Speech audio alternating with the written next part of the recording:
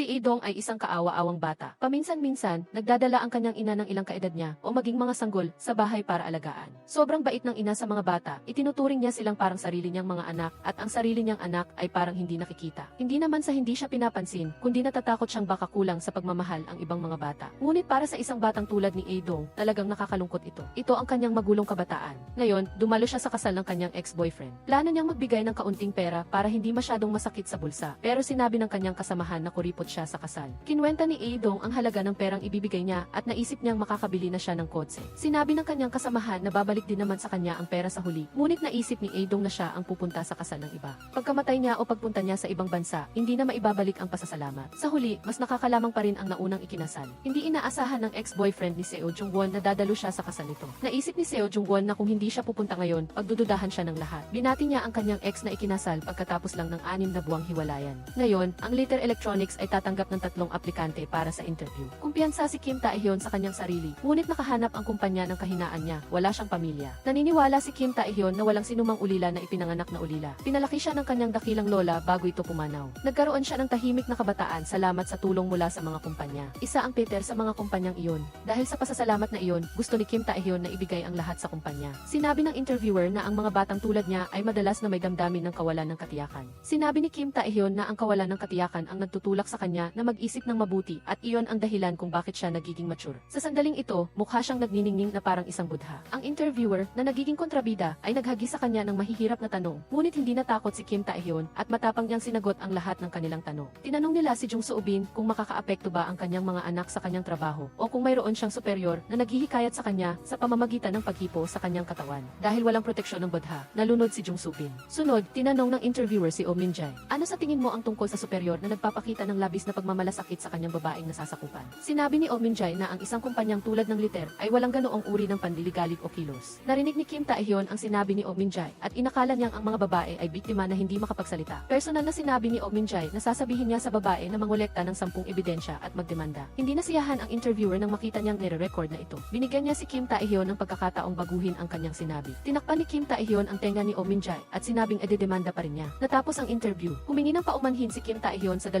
aplikante. Humingi siya ng paumanhin dahil sa panghihimasok sa kanilang interview at posibleng sanhi ng pagkawala ng kanilang pagkakataon. Ngunit pinasalamatan siya ng 2 dahil tinulungan niya silang makalusot sa nakakatakot na interview ito. Ang kasal ng ex-boyfriend ni Seo Jung-won ay opisyal na nagaganap. Sinabi ng kanyang kasamahan na ang asawa ng lalaki ay isang napakayamang babae. Nakatanggap si Seo Jung-won ng tawag mula sa kanyang ina, ngunit ang kausap niya ay ang nurse. Tila lumala ang demensya ng kanyang ina kamakailan. Matagal na siyang hindi nakakadalaw sa kanyang ina. Patuloy siyang nangangako pero hindi naman tumutupad. Bumalik siya sa bulwagan para ubusin ang pagkain para sulit ang kanyang binayad. Nakita niya ang kanyang ex-boyfriend na magkahawak kamay na umakyat sa altar kasama ang kanyang asawa na nagpaalala sa kanya ng araw ng kanilang paghihiwalay. 6 na buwan na ang nakalipas nang ipinaalam niya ang kanilang paghihiwalay at noon ay ayaw pa niyang tanggapin. Noon, para siyang isang malaking bata na hindi alam ang gagawin. Dahil sa galo sa kanyang kamay, kinailangan niyang tulungan itong bendahan. Habang nanghihinayang siya sa kanilang relasyon, ipinakita ng ihisi ang mga larawan ng mag-asawa. Ang kamay sa litrato ay mayroon pa ring bendahe na galing sa kanya. Dagdag pa ng kaibigan ng nobya, 1 taon nang magkasintahan ang dalawa at niloko siya sa loob ng 6 na buwan. Kaya, pagkatapos ng paghihiwalay, nag-propose agad ang lalaki sa iba. Hindi matanggap ni Seo Jung-won ang galit na ito, kaya nagpasya siyang gumawa ng eksena. Nang tinawag ng ihisi ang lahat para magpakuha ng litrato kasama ang bagong kasal, kinuha ni Seo Jung-won ang mantel at ginawang damit, pagkatapos ay kinuha ang belo at itinakip sa kanyang ulo. Buong pagmamalaki siyang umakyat sa altar at nagpakuha ng litrato kasama ang nobyo. Nagpout siya para magkaroon ang kanyang ex-boyfriend ng mga litratong tatatak sa kanyang buhay. May 2 kasama sa bahay si Seo Jung-won. Hindi makapaniwala si Yoon Jo-hyuk na dumalo si Seo Jung-won sa kasal ng kanyang ex-boyfriend. Habang nag-uusap sila, dumating ang kanilang kasama sa bahay na si Baek Mi-sok na may malaking kahon ng regalo. Sinabi niya sa kanila na niloko siya ng hinayupak na iyon.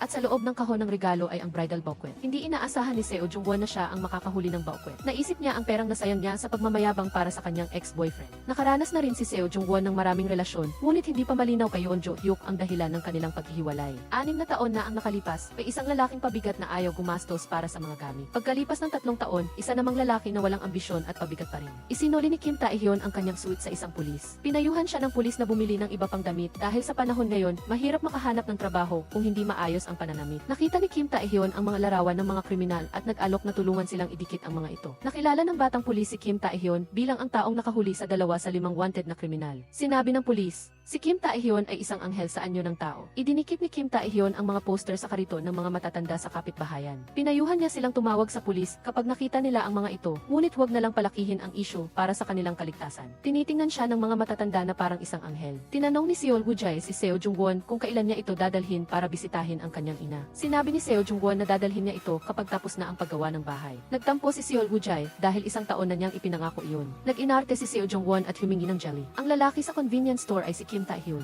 Lahat ay nakikita siyang isang anghel maliban kay Seo Jung-won. Pagdating niya sa pinto, agad siyang pinapaalis ng lalaki. Ngunit gusto ni Seo Jung-won na asarin siya. Itinuro niya ang brand ng sigarilyo na madalas niyang hinihiti. Ngunit binigyan niya siya ng isang pakete ng sigarilyo na may mas mataas na nilalaman. Tinanong niya kung gusto niyang paikliin ang kanyang buhay. Sinabi ni Kim Tae-hyun na umiinom siya ng gamot at gusto pa rin niyang mabuhay ng matagal. Nawala ng argument si Seo Jung-won at sinabi sa kanya na maghanap na ng trabaho dahil matagal na siya doon. Mabilis na sumagot si Kim Tae-hyun na kapag nagpakasal na ang kanyang tiya, saka siya maghahanap ng ibang trabaho. Natapos magsulat si Yoon Jo-hyuk ng isang romance novel at humiga para ipahinga ang kanyang likod. Nakatanggap siya ng mensahe na nagsasabing huwag nang basahin ang mga komento at matulog na. Binuksan ni Yoon Jo-hyuk ang kanyang computer para tingnan ang mga komento at nakatanggap ng maraming batikos. Ngunit mayroon ding mga nakakatuwang komento. Dahil sa nakakatuwang komento na iyon, masayang nagpahinga si Yoon Jo-hyuk. Ang komento ay mula sa asawa ng presidente ng later company. Mahal na mahal ng presidente ang kanyang asawa. Tinanong niya ang kanyang asawa kung anong binabasa niya at bakit siya masaya. Sinabi ng ginang na tungkol sa isang sihi na nagmamahal lamang sa kanyang asawa. Pagkatapos niyang sabihin iyon, itinapon niya ang piraso ng karne na ibinigay sa kanya ng kanyang asawa. Nang tumayo ang kanilang anak, sinabi ng kanyang ama na wala siyang modo. Kumatok ang ginang sa baso para senyales na dapat silang maging tahimik. Itinapon ng chairman ang lahat ng pahayagan sa labas, kaya kinailangan ng kanyang anak na pulutin ang mga ito. Gusto ng chairman na laging maging number 1 ang kumpanya ng kanyang anak, ngunit hindi ito magawa ng anak. Ang ama ang chairman, ang anak ang direktor. Laging nananalo ang ama, ngunit ang anak ay hindi kailanman nakarating sa top 1. Nakaramdam ng matinding pagkadismaya ang chairman. Binigyan niya ang kanyang anak ng isang taon para gawin ito, kung hindi, kailangan niyang magpakasal. Ipinadala ng kalihim ang kanyang resume sa ibang kumpanya. Dahil kakagalit lang ng kanyang ama sa direktor, medyo masama ang kanyang pakiramdam kaya tinawag niya ang kanyang kalihim. Nararamdaman ng kalihim ang pagiging guilty dahil gusto niyang lumipat ng trabaho, kaya hawak niya na ang kanyang resignation letter nang pumasok siya para kausapin ang direktor. Akala niya ay alam na ng direktor ang kanyang ginawa. Sinabi ng kalihim na kung papayag ang direktor na ilipat siya sa ibang departamento, handa siyang gawin ang anumang hilingin ng direktor. Sinabi agad ng direktor na tungkol ito sa pagpapakasal. Gusto ng chairman na maging number 1 siya sa kita sa loob ng isang taon, kung hindi ay kailangan niyang magpakasal. Kaya, posible ba iyon? Sinabi ng kalihim na imposibleng mangyari iyon dahil matagal na siyang single. Kaya, kailangan nilang pagbutihin ang kanilang kita para maging top. Kinaumagahan, pumunta si Seo Jung-won sa trabaho at nakita niya si Kim Tae-hyun na kumakain ng kanyang paboritong jelly. Agad siyang lumipad papunta sa tindahan para bumili, ngunit naubusan na.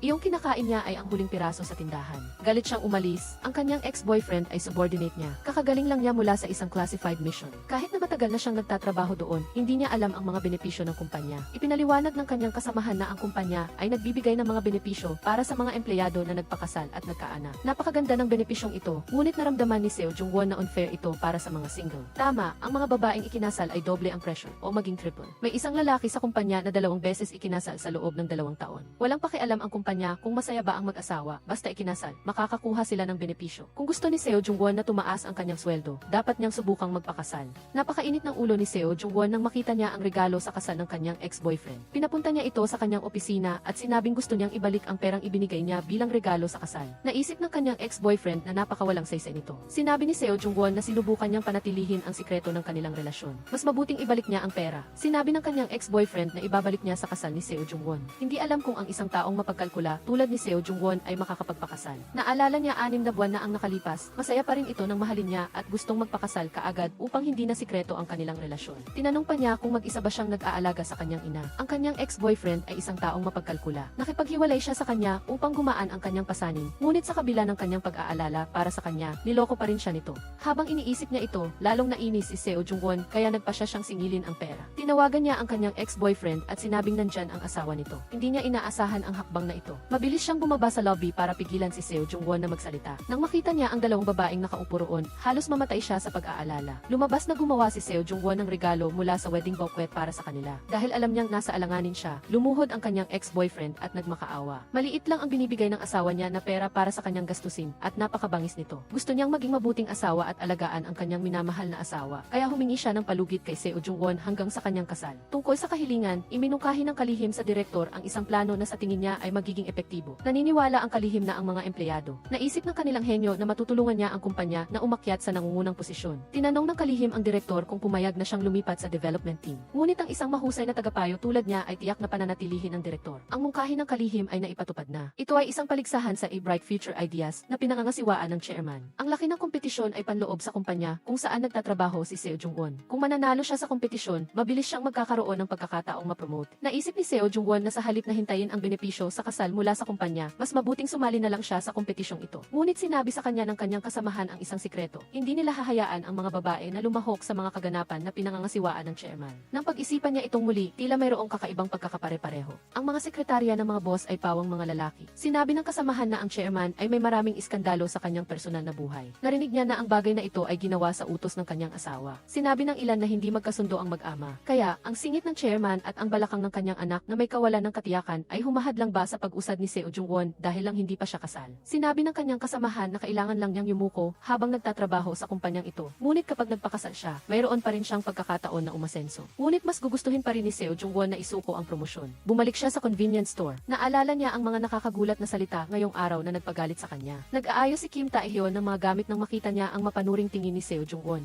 Tinanong niya kung ano ang hinahanap niya. Sinabi ni Seo Jung-won na gusto niya itong maging kasintahan ng kanyang buhay. Naalala ni Kim Tae-hyun 6 na buwan na ang nakakaraan, narinig niya ang pag-uusap ni Seo Jung-won at ng kanyang ex-boyfriend. Tinanong siya kung nag-aalaga ba siya sa kanyang ina. Pareho silang natahimik ni Kim Tae-hyun. Nang umalis ang lalaki, lumapit si Kim Tae-hyun at inalok siya ng sigarilyo. 8 taon na ang nakalipas, buhay pa noon ang lola ni Kim Tae-hyun. Matanda na ang kanyang lola at nakatira sa isang nursing home. Madalas siyang magdala ng mga regalo, karaniwan ay mga pakete ng sigarilyo para bisitahin ang kanyang lola. Sa tuwing nababanggit ang tungkol sa ina ni Kim Tae-hyun, nagagalit ang kanyang lola. Hindi niya maintindihan kung paano niya iniwan ang kanyang anak para sumama sa ibang tao. Naramdaman niya na may kasalanan siya dahil hindi niya naituro ng tama ang kanyang ina. Inaasar niya ang kanyang lola. Dapat ba siyang magpakasal sa isang magandang babae tulad ng kanyang ina? Tinanong ng lola niya kung hindi niya ba naaalala ang itinuro niya sa kanya. Pinayuhan niya siyang magpakasal sa isang mabait na babae, ngunit hindi rin dapat buntis bago ikasal. Sinabi niya na hindi siya magpapakasal sa isang babaeng naninigarilyo. Pagkalipas ng 8 taon, isang babaeng adik sa sigarilyo ang gustong maging kasintahan niya. Nagbibiro pala siya. Sinabi ni Kim Tae-hyun na itinuro ng kanyang lola na dapat siyang magpakasal sa isang masipag at mapagkumbabang babae. Sinabi ni Seo Jung-won na siya ang babaeng inilarawan ng kanyang lola. 6 na taon na ang nakalipas, nakita niya itong bumibili ng gamit habang minura ang kanyang kasintahan. Napagtanto ni Seo Jung-won na si Kim Tae-hyun pala ang nagbayad para sa kanya noon. Kaya naman pala kinamumuhian siya nito. Sinabi ni Kim Tae-hyun na isa iyon sa mga dahilan kung bakit hindi niya siya gusto ilang taon na ang nakalipas. Pumunta siya kasama ang isa pa niyang kasintahan para bumili ng 10 kahon ng 3 lobo. Sinabi ni Seo Jung-won na iyon ang pinakamapagpakumbabang paraan upang protektahan ang kanyang sarili sa panahong ito. Kinaumagahan, gustong makipag-usap ng asawa ng kanyang ex-boyfriend kay Seo Jung-won ng pribado. Pupuntahan na sana niya ang asawa nang dumating ang kanyang kasamahan. Sinabi ng kasamahan na dapat manatili si Seo Jung-won na malapit sa asawa, ngunit huwag masyadong maging malapit. Tinanong ni Seo Jung-won ang kanyang kasamahan kung alam na nito ang nangyari at kung bakit siya binabalaan kaagad. Sinabi ng kasamahan na wala siyang alam. Alam niyang hindi niya maitatago kay Seo Jung-won ang totoo, kaya hinila niya ito sa isang tabi. Ang ina ng asawa at ang ina ng direktor ay matatalik na magkaibigan. Nagtaka si Seo Jung-won kung bakit hindi nagpakasal ang dalawang anak. Sinabi ng kanyang kasamahan na nagmamahalan ang ex-boyfriend ni Seo Jung-won at ang kanyang asawa, kaya sila nagpakasal. Nagrehistro ang kalihim. Para sumali sa kompetisyon na kanyang sinimulan, biglang pinigilan ng direktor ang panloloko na ito. Sinabi niya na pinili niya ang kalihim dahil ang gitnang pangalan nito ay parang babae. Walang babaeng kalihim ang direktor, ngunit ang gitnang pangalan ng lalaki ay nagbigay sa direktor ng pakiramdam na nagtatrabaho siya kasama ang isang babae. Sinabi ng kalihim na kung gayon ay kumuha na lang ng babaeng kalihim na may gitnang pangalan na parang lalaki para maresolba ang problema. Magandang ideya iyan, ngunit hindi sasalungatin ng direktor ang kagustuhan ng kanyang ina. Pumunta si Seo Jung-won sa pinagkasunduan nilang tagpuan na ipinadala ng asawa ng kanyang ex. Kasabay nito, dumating din ang kanyang ex. Pinapunta silang dalawa ng asawa roon. Naisip ni Seo Jung-won ang senaryo na malalaman ng asawa na nag-date sila noon. Bubuhusan siya ng asawa ng tubig tulad ng karaniwan sa mga pelikulang may inggitan.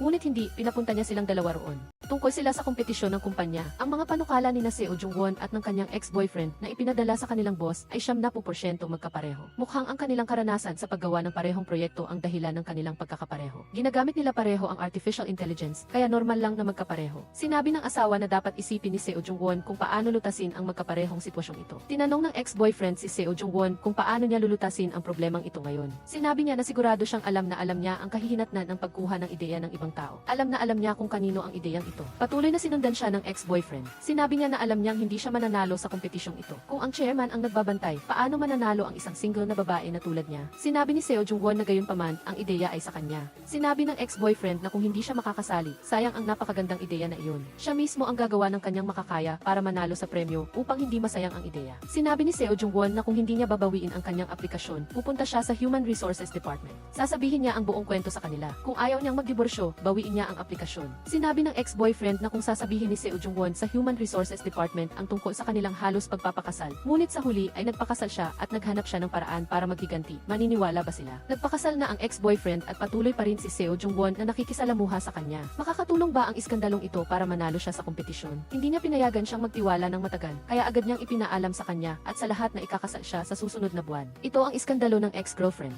Sinaliksik niya sa internet ang checklist para sa paghahanda ng kasal. Ang mga maliliit na bagay na ito ay walang anuman sa kanya. Ang pangunahin ay ang groom pa ang hinahanap. Pumunta siya sa convenience store at humingi ng tulong kay Kim Tae-hyun. Hindi pa niya natatapos ang kanyang pangungusap nang may mga taong sumingit sa usapan. Galit na pinutol ni Seo Jung-won ang kanilang usapan. Umalis lahat ng customer. Iniling niya kay Kim Tae-hyun na maging groom niya. Lahat ng ito ay peke lang. Siyempre, hindi tinanggap ni Kim Tae-hyun dahil napakawalang katuturan nito. Umuwi siya at kinuha ang listahan ng mga perang ibinigay ng kanyang ina bilang regalo sa kasal. Hindi maintindihan ni Seol Woo-jae kung ano ang pinaplano ni Seo Jung-won at kung bakit siya sobrang seryoso. Sinabi ni Yoon Jo-hyuk na magpapakasal si Seo Jung-won ng peke para mabawi ang perang ibinigay niya dati. Sinabi ni Seol Woo-jae na ang ginagawa ni Seo Jung-won ay panloloko. Sinabi ni Seo Jung-won na magpapakasal siya at pagkatapos ay maghihiwalay sila kaya hindi ito panloloko. Sasabihin niya sa lahat na may problema sa kanilang kasal kaya sila naghiwalay. Nangyayari na ngayon ang kaso ng paghihiwalay pagkatapos ng ilang araw na kasal. Tinanong ni Seol Woo-jae si Seo Jung-won kung paano kung makatagpo siya ng taong gusto niya. Sinabi ni Seo Jung-won na magpapakasal ulit siya. Ano naman ang masama doon? Kapalit nito, mababawi niya ang pera, makakasali sa kompetisyon at kung manalo ay mapopromote. Sinabi ni Seo Jung-won na ang kasal na ito ay isang kasunduan lamang.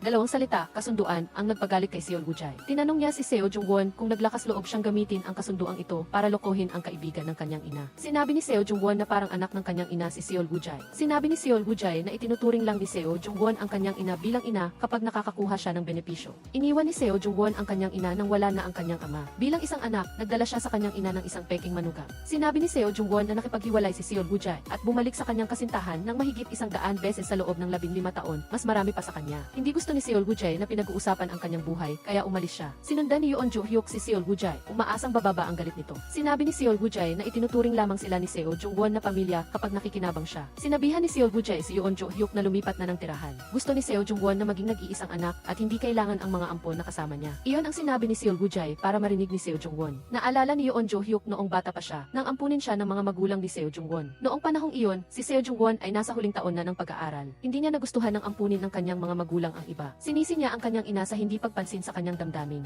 Naaalala pa ni Yoon Jo-hyuk ang mga sandaling iyon kaya lumuha siya. Ipinaalam niya kay Seo Jung-won na tuluyan nang umalis si Seol Woo-jae. Dapat tawagan niya ito. Hindi maintindihan ni Seo Jung-won kung bakit magalang si Yoon Jo-hyuk kay Seol Woo-jae habang siya ay hindi. Sinabi ni Yoon Jo-hyuk na kung magpapatuloy siya ng ganito, dalawa laban sa isa na sila. Tiningnan ni Seol Woo-jae ang larawan ng kanyang kasintahan at ang kanyang kumpanya para kumalma ang galit. Ngunit ang lalaki ay isang basura. Sa likod niya, nakikipag-ugnayan siya sa ibang tao. Kinabukasan, habang papunta sa trabaho, nakita ni Seo Jung-won si Kim Tae-hyun na tinutulungan ang isang matandang babae. Umiti siya ng mapanuri kay Kim Tae-hyun. Nagkataon na magkasama silang naglakad sa isang bahagi ng daan. Maaga sa umaga sa trabaho, nakilala niya ang isang multi-level marketing agent. Sinabi niya kay Kim Tae-hyun na sumali sa kanilang grupo ng mga extra sa pelikula. Siguradong mas mataas ang sweldo doon kaysa rito. Walang pakialam si Kim Tae-hyun at sinabihan siyang tumigil sa paninigarilyo. Sinaliksik ni Seo Jung-won ang mga kalapit na restaurant para sa kasal. Walang angkop sa kanyang panlasa, ngunit dahil hindi naman totoo ang kasal, hindi siya nag-alala. Biglang may isang restaurant na angkop sa kanyang panlasa at sinabihan siyang bilisan dahil baka mawala ang lugar. Nagmamadali si Seo Jung-won kaya nahulog ang kanyang telepono sa restaurant. Halos malaglag ang lalamunan ni Seol Woo-jae sa pagre-record. Upo na sana siya nang makita niya ang isang kakaibang bagay sa upuan. Ayaw niyang ilantad ang kanyang kasintahan. Sumandal siya sa balikat nito para makahanap ng ginhawa. Sinabi ng lalaki na kung wala si Seo Jung-won, mayroon pa rin siyang kaibigan. Magbabayad na sana si Seo Jung-won ng deposito nang mapagtanto niyang nahulog ang kanyang telepono. Bumalik siya sa restaurant para kunin ito at narinig niya ang balita na may problema sa kalusugan ng kanyang ina. Mabilis siyang pumunta sa ospital at nakita si Seol Woo-jae doon. Makalipas ang ilang sandali, kumalma ang kanyang ina at nakatulog. Sinabi ni Seo Jung-won na sigurado si Seol Woo-jae ay natakot. Ikinuwento ni Seo Jung-won na tumawag ang kanyang ina noon at sinabing mayroon siyang amnesia at nasa ospital na siya. Nagtaka siya kung bakit hindi ito sinabi sa kanya kaagad. Sinabi ni Seol Woo-jae na sigurado na ayaw ng kanyang ina na mag-alala si Seo Jung-won. Naisip ni Seo Jung-won na mas naiintindihan ni Seol Woo-jae ang kanyang ina kaysa sa kanya. Kalaunan, tinanong ni Seol Woo-jae kung paano nakuha ng ospital ang kanyang numero. Sinabi ni Seo Jung-won na para sa emergency, kaya sinabihan niya ang ospital na idagdag ang kanyang numero. Ano man ang mangyari, anak din naman si Seol Woo-jae ng kanyang ina. Tinanong ni Seol Woo-jae ang tungkol sa peking kasal ni Seo Jung-won. Sinabi niya na itutuloy pa rin niya ito sa loob ng 3 linggo. Sinabi ni Seol Woo-jae na ang peking kasal ay parang totoo sa mga taong nagbibigay ng regalo. Paano kung makahanap siya ng tunay na pag-ibig? Tinanong ni Seo Jung-won ang kanyang kapatid kung karapat-dapat ba siyang mahalin ng isang taong mapagkalkula at maliit ang isip tulad niya. Makapag-aasawa ba siya? Pwede siyang maghintay ng tunay na pag-ibig, ngunit ang kanyang ina ay hindi. Tuwang-tuwa si Yoon Jo-hyuk nang malaman niyang nagkabati na ang dalawa niyang kanyang nakatatandang kapatid. Nag-usap sila tungkol sa pagtulong sa kanilang ate na magpakasal at narinig ni Kim Tae-hyun ang lahat. Hindi maintindihan ng multi-level marketer kung bakit may naghahanap ng asawa online. Mayabang niyang inihagis ang telepono sa mesa para magbayad. Nakita ni Kim Tae-hyun na ang taong binanggit ng multi-level marketer ay si Seo Jung-won. Ibinagsak ni Kim Tae-hyun ang telepono sa sahig at tinapakan ito. Kinaumagahan, hinarang ni Kim Tae-hyun si Seo Jung-won. Tinanong niya kung gusto niyang magpakasal ng peke. Hinila niya ito palapit sa kanya. Tinatanong niya kung mayroon siyang espesyal na pakiramdam. Sinabi niyang magiging kasintahan siya para sa kanya, ngunit sa kondisyon na tulungan siyang alagaan ang kanyang pusa. Kinabukasan, sinubukan ni Seo Jung-won ang kanyang damit pangkasal. Alam ni Kim Tae-hyun na mag-isa lang siya, kaya humingi siya ng pahintulot na sumama. Sinabi ni Seo Jung-won na isang peking kasal lamang ito, kaya huwag palampasin ni Kim Tae-hyun ang pagkakataong mamuhunan. Tinawagan ni Seo Jung-won si Seol Woo-jae upang tanungin ang kanyang taas at timbang para makapagrenta ng damit. Dahil alam niyang mag-isa lang si Seo Jung-won, nagpa siya si Seol Woo-jae na samahan siya. Tinanong ni Seo Jung-won kung ano ang ibig sabihin ng pagyakap niya sa kanya noon. Sinabi ni Seol Woo-jae na sinusubukan lang niya kung mayroon siyang allergy sa balahibo ng pusa. Ang damit na suot niya ay mukhang hindi maganda. Sinabi ni Seo Jung-won na isa lamang itong peking kasal. Pagkatapos, mayroon pa rin kinabukasan si Seol Woo-jae. Ginagawa niya ito upang mas maalala ng mga tao ang kanyang mukha kaysa sa mukha niya. Ayaw niyang mapagsamantalahan. Hindi rin niya gusto na masaktan ang ibang tao. Ang investor na si Ginang Cho ay naging tagahanga ni Kim Tae-hyun, kaya nagpa siya siyang mamuhunan. Biglang nakita ni Yoon Jo-hyuk ang sekretarya at yumuko sa ilalim ng mesa. Nagulat din si Ginang Cho nang makita ang kanyang anak at sumiksik din sa ilalim ng mesa. -0 punto sa kagandahan. Si Seol Woo-jae naman ang sumunod na sumukat ng damit. Sinabi ni Seo Jung-won na pumili lang siya ng kahit anong gusto niya. Habang nagpapalit siya ng damit, dumaan ang hipag niya at ang dating kasintahan sa tindahan. Tinulungan nila ang ate na pumili ng dalawang damit pangkasal. Lubos silang na-curious kung sino ang kasintahan ni Seo Jung-won. Ayaw niyang malaman ng dalawa ang mukha ni Seol Woo-jae, ngunit huli na ang lahat. Ang kagwapuhan ni Seol Woo-jae ay nagpakabaliw sa hipag. Nakita ng staff na napakagwapo ni Seol Woo-jae, kaya nakalimutan nila ang kanilang trabaho. Sa tuwing natatapos niyang suotin ang isang set, nababaliw ang hipag at ang staff. Tinanong ni Seol Woo-jae, maganda ba ang mga isinuot ko, mahal na ginang? Nagulat ang lahat kung bakit tinawag niya si Seo Jung-won na mahal na ginang. Siguro ito ang kanilang palayaw sa bahay. Tinanong ng hipag kung kailan sila nagkakilala. Sinabi ni Seol Woo-jae na magkababata sila. Ginulat niya si Seo Jung-won sa kanyang mabilis na pag-iisip. Pagkatapos sumukat ng damit, sinisi ni Seo Jung-won si Seol Woo-jae sa sobrang kagwapuhan nito. Kung ganoon, lahat ay maaalala ang kanyang mukha sa kasal. Sumagot si Seol Woo-jae, kasalanan din pala ang pagiging gwapo. Habang nagrereklamo sila, isang matandang babae ang lumapit at nagtanong. Nahiya si Seo Jung-won dahil siguro sa kagwapuhan ng kanyang asawa. Ipinagtanggol ni Seo Jung-won, siya ay parang isang unscratched lottery ticket. Sa kaunting pagsisikap, kaya niyang talunin ang iba sa hitsura. Tinanong ng matandang babae ang pangalan ni Seo Jung-won. At sinabi, sigurado akong wala kang anumang pinsala, di ba? Sinabi niya, maghanap ka ng tunay na lottery ticket na kakamutin o kakamutin mo ang sarili mong binti. Ang ibig sabihin, ang paggamit ng mukha ng binata para kumita ng pera ay walang maidudulot sa kanya. Hindi rin magtatagal ay magsasawa lang siya. Darating din ang panahon na kukupas ang kagandahan. Nakuha ng matandang babae ang sarili niya na nainis sa lalaking kasama niya. Sinabi niya na sa 1-0 lalaki, siyam ang nawawala ng halaga. Nagsisi si Seo Jung-won na hindi niya napili ang pinakapangit na damit para kay Seol Woo-jae habang sumusukat sila. Tiningnan niya si Seol Woo-jae ngayon at noong sumusukat siya ng damit, nagtaka siya, bakit siya magulo at gwapo sa parehong oras? Tinanong niya si Seol Woo-jae kung bakit hindi niya ginamit ang kanyang kagandahan para kumita ng pera. Sinabi ni Seol Woo-jae na itinuro sa kanya ng kanyang lola na hindi ka unlad kung aasa ka lang sa iyong kagandahan. Tinanong niya si Seol Woo-jae kung bakit siya napakagwapo noong sinukat niya ang damit. Sinabi niya, yung lalaki kanina ay ex-boyfriend mo, di ba? Bakit kayo naghiwalay? Sinabi ni Seo Jung-won na 1 taon na silang magkasama at 6 na buwan siyang niloko. Napansin ni Seo Jung-won na marami nang alam si Seol Woo-jae tungkol sa kanya. Sinabi ni Seol Woo-jae na kung ganoon, dapat siyang manatiling tahimik sa mga pampublikong lugar dahil naririnig ng mga service staff na tulad niya ang lahat. Hindi tumitigil ang hipag sa pagpuri sa kagwapuhan ni Seol Woo-jae. Nagtataka naman ang dating kasintahan sa sinabi ni Seol Woo-jae. Kailan pa sila nagkakilala? Nag-date ba si Seo Jung-won pagkatapos nilang maghiwalay? Napansin ng hipag ang kakaibang ekspresyon ng kanyang asawa. Lubos siyang nag-alala sa relasyon ng kanyang asawa at ni Seo Jung-won. Si Seo Jung-won ang kanyang tipo. Ngunit mabilis na nagpaliwanag ang ex-boyfriend sa kanyang asawa para hindi maghinala. Kinilig si Ginang Cho habang binabasa ang kwento ni Kim Tae-hyun. Sa sandaling ito, pumasok ang anak ng direktor para batiin siya bago pumasok sa trabaho. Tinanong niya kung nagdaraos ba siya ng kompetisyon para sa mga empleyado. Pinayuhan niya si Seol Woo-jae na huwag lalapit sa mga single na babae. Gusto rin niyang sabihin sa kanyang ina ang tungkol dito. Hindi niya kailanman sinuway ang kanyang ina, ngunit ngayon kailangan na rin niyang maghanap ng asawa. Sinabi niya na sa yugto ng pagpapaunlad ng karera, hindi tama ang makipag-date. Ang kanyang ama ay isang napakahigpit na perfectionist, hindi niya pagtatakpan ang kanyang mga pagkakamali. Sinabi ng direktor na siya ang nag-iisang anak ng chairman, kaya sigurado siyang hindi magiging mahigpit ang kanyang ama. Sinabi ng ginang na mayroon siyang ibang solusyon solusyon. Ang pahayag na ito ay nagpatuloy sa pag-iisip ng direktor. Gutom pa rin ang sekretarya at kailangang tumayo sa tabi ng kanyang amo, nakikinig sa mga reklamo. Bumukas ang elevator. Nakita ni Seo Jung-won ang kanyang amo at sinabihan silang magpatuloy na lang, kaya naghintay na lang siya. Sinabi ng direktor na sumama na lang siya at ayaw man ni Seo Jung-won ay sumama na rin siya. Tinanong ng amo kung ano ang dalawang malaking kahon. Sinabi ni Seo Jung-won na para iyon sa kanyang imbitasyon sa kasal. Pagkatapos, nagbigay siya ng 2 bag ng cookies at mga imbitasyon sa direktor at sekretarya. Sinabi ng direktor na pupunta siya para magbigay ng regalo sa kasal. Sinabi ni Seo Jung-won na hindi na niya kailangan pang magbigay ng regalo dahil napakagaling na ng mga benepisyo ng kumpanya. Pagkalabas ni Seo Jung-won sa elevator, kinain ng sekretarya ang cookie para maibsan ang kanyang gutom. Sinabi niya na iniiwan ni Seo Jung-won ang kanyang trabaho para mag-imbita sa kasal.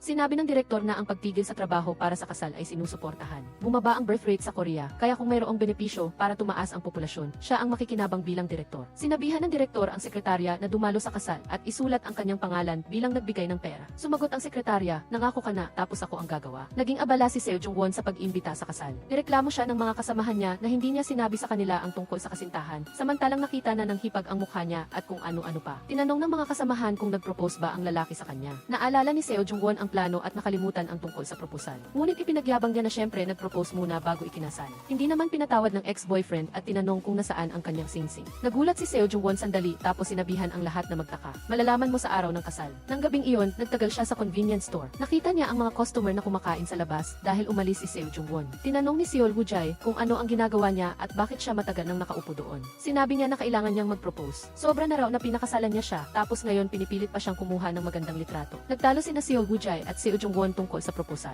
Dahil sa inis, gusto niyang kanselahin ang kasal. Umiyak si Seo Jung-won at sinabi, ang ating anak, balak mo bang iwanan? Narinig ng 2 binata at sinisi si Seol Woo-jae na masamang tao. Umiyak siya at tinawag ang pangalan ng kanilang swerteng anak. Narinig ng pusa na may tumatawag at lumabas. Itinuro niya ang pusa at sinabing, ayos lang ang ating Jun. Hindi na makapagpanggap si Seo Jung-won kaya umuwi na siya. Kung hindi siya tutulungan ni Seol Woo-jae na magkaroon ng mga litrato para sa kasal, gagawin niya ito ng mag-isa. Kung hindi siya nahihiya, ang mga tao sa paligid niya ang mahihiya. Dinala niya ang mga litratong iyon ng date para markahan ng 2 nakababata. Sinabi nilang ang mga litratong iyon ay mukhang walang buhay. Iminungkahi ni Kim Tae-hyun na gamitin ang mga litratong kinuha ng kanyang ex-boyfriend. Hindi sumang-ayon si Seo Jung-won. Paano kung dumating ang ex-boyfriend sa kasal at makita ang mga iyon? Patuloy na nag-text at tumawag ang ex-girlfriend ni Seol Woo-jae kay Han. Gusto niya na huwag na siyang abalahin. Malapit na siyang magpakasal at kailangan niyang alagaan ang kanyang tahanan. Nag-order si Seo Jung-won ng alahas para sa kasal at nagrenta ng singsing para sa kasintahan. Pinakiusapan siya ni Kim Tae-hyun na pumunta sa convenience store para bumili ng mga bagay. Pagdating ni Seo Jung-won, nakulong siya sa loob. Nakita niya ang mga palaso sa sahig at sinundan ang mga ito. Naghanda si Seol Woo-jae ng proposal gamit ang pagkain para sa kanya. Binili niya ang lahat ng jello na gusto niyang kainin.